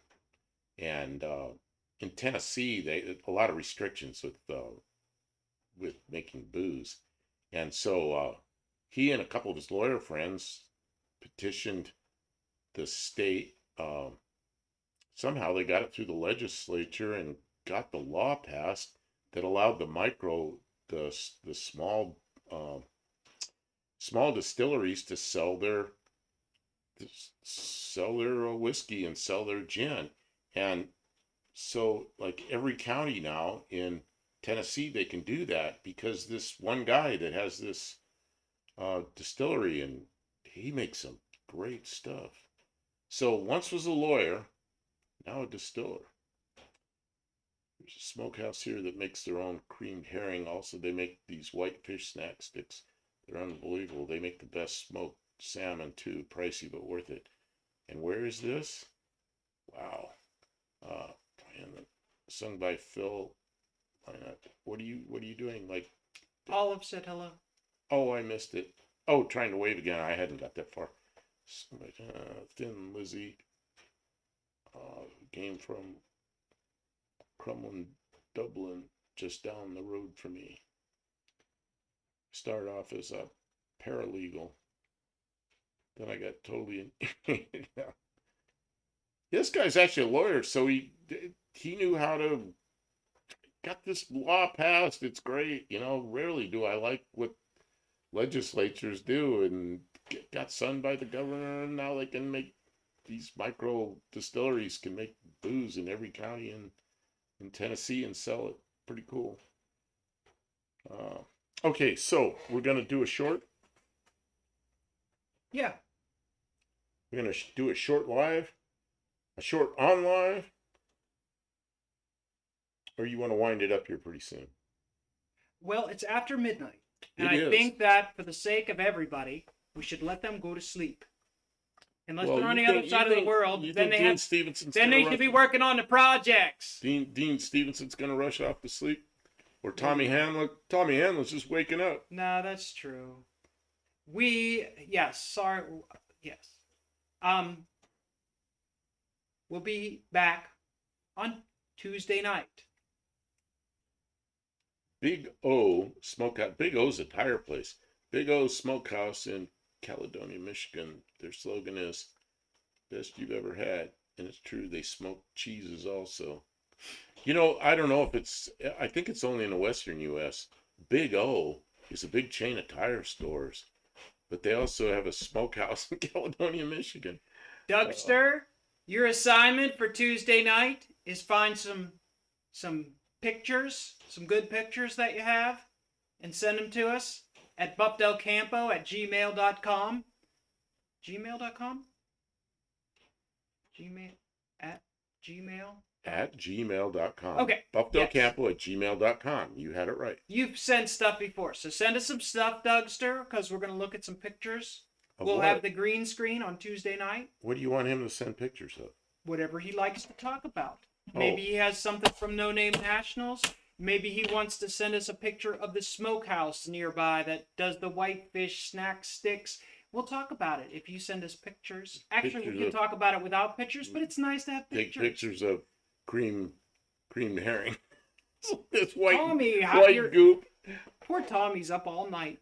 He's always up all night. It's like I'm kind of. Do you get up early and that's the beginning of your day, or you just up all night and then you crash out at the end of our stream, or I don't know what he does. That just one. Tim, we are still on, but we're gonna be wrapping it up now. You're coming in toward the end. We got one good short while we were working, but we have to stop and focus and get at least one more short, because running out here every night doing one short is Well, we were on a project. hectic and crazy. We were on a project, but we were on a project while we were live.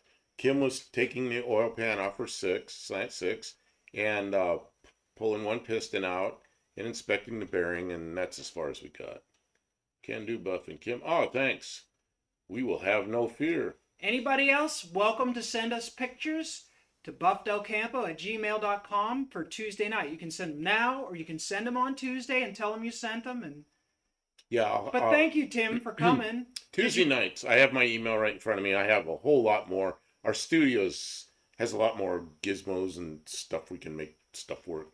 Here, it's a shop, and we have a little bit of a studio here. Tim, getting stuff done on your project was more important than being here. All we're doing is tearing down this Slant 6 engine to inspect it, clean it, put it back together, get it back on the road, which is cool, but also not that important. Work on your project.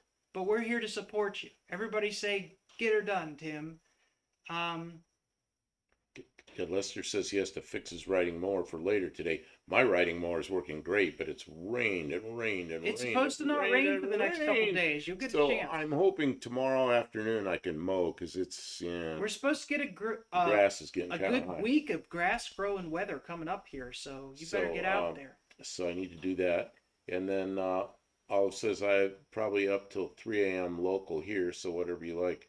Yeah, we're gonna have to do one more short. We'll probably shut down here, do the short, and head home, because it's late, But if you look like you're moving better, I am. What I noticed was Kim was over there, and I was looking over here and swinging my neck around like I didn't care. It hurt. So He's been I can't being do very that. ginger and not realizing the kind of discomfort that it That's can right. cause. Like right there, it just clicked. He like, kept telling everybody, I'm fine, I'm fine, I'm fine. I'm like, you better be careful, because in a couple days you may not know. I don't remember my neck getting He's whipped doing around. okay, though. My neck didn't get whipped around. I mean, I was sitting there holding the wheel and I saw this commotion and I remember looking over this way because that's where all the commotion was. But I don't remember my head. I was planted in the seat real well, seatbelt on. Didn't feel like I hit anything, but it must have jarred me around. Down like 10 of those pylons and got wrapped up in the cable barrier. I'm sure that was a big roller coaster ride for you compared to what you're used to. It was like all the old people that went to Disneyland, I remember, an e-ticket. You get these ticket books, they're about this big, and the front tickets were all A tickets, and there were a lot of them, and it was for wimpy little rides and stupid stuff. And then there were B tickets and C tickets, and the higher the letter, the wilder the ride was, and you got like 2 e-tickets. The e-tickets were the rides everybody wanted to take, you know. So I said this was definitely an e-ticket ride. It was it's something I'll never forget. One lucky winner will take home a basin wrench. Basin on our wrench. next What is this? stream. Basin wrench. I don't know. Don't give away our tools. Oh man. He likes his tools. Especially get caught up with a major plumber's dope bust. Plumber's dope. Oh, that's the stuff you. Oh, right. Pipe dope. That's not like something you take. That's something you put. Pipe dope. Yeah, it's the liquid pipe. Back of the basin reserve comes the reservoir. Reservoir. All right, guys. I'm gonna make him shut the stream off. So You're gonna come around and do this. I gotta extract the short out. I'm gonna make him make a short of measuring the diameter of the piston with this, and then we're gonna use the bore gauge to measure the bore. Those will be 2 separate. That's why you took the piston out. Okay. Well, no, I wanted to. Okay, just do it. Clean it up. All right, guys. Thank you very much. We'll see you Tuesday, or as soon as you can make it back. It'll probably be Tuesday. We hope we see you. Thanks for being such a great audience Good night, for all. us. We appreciate you.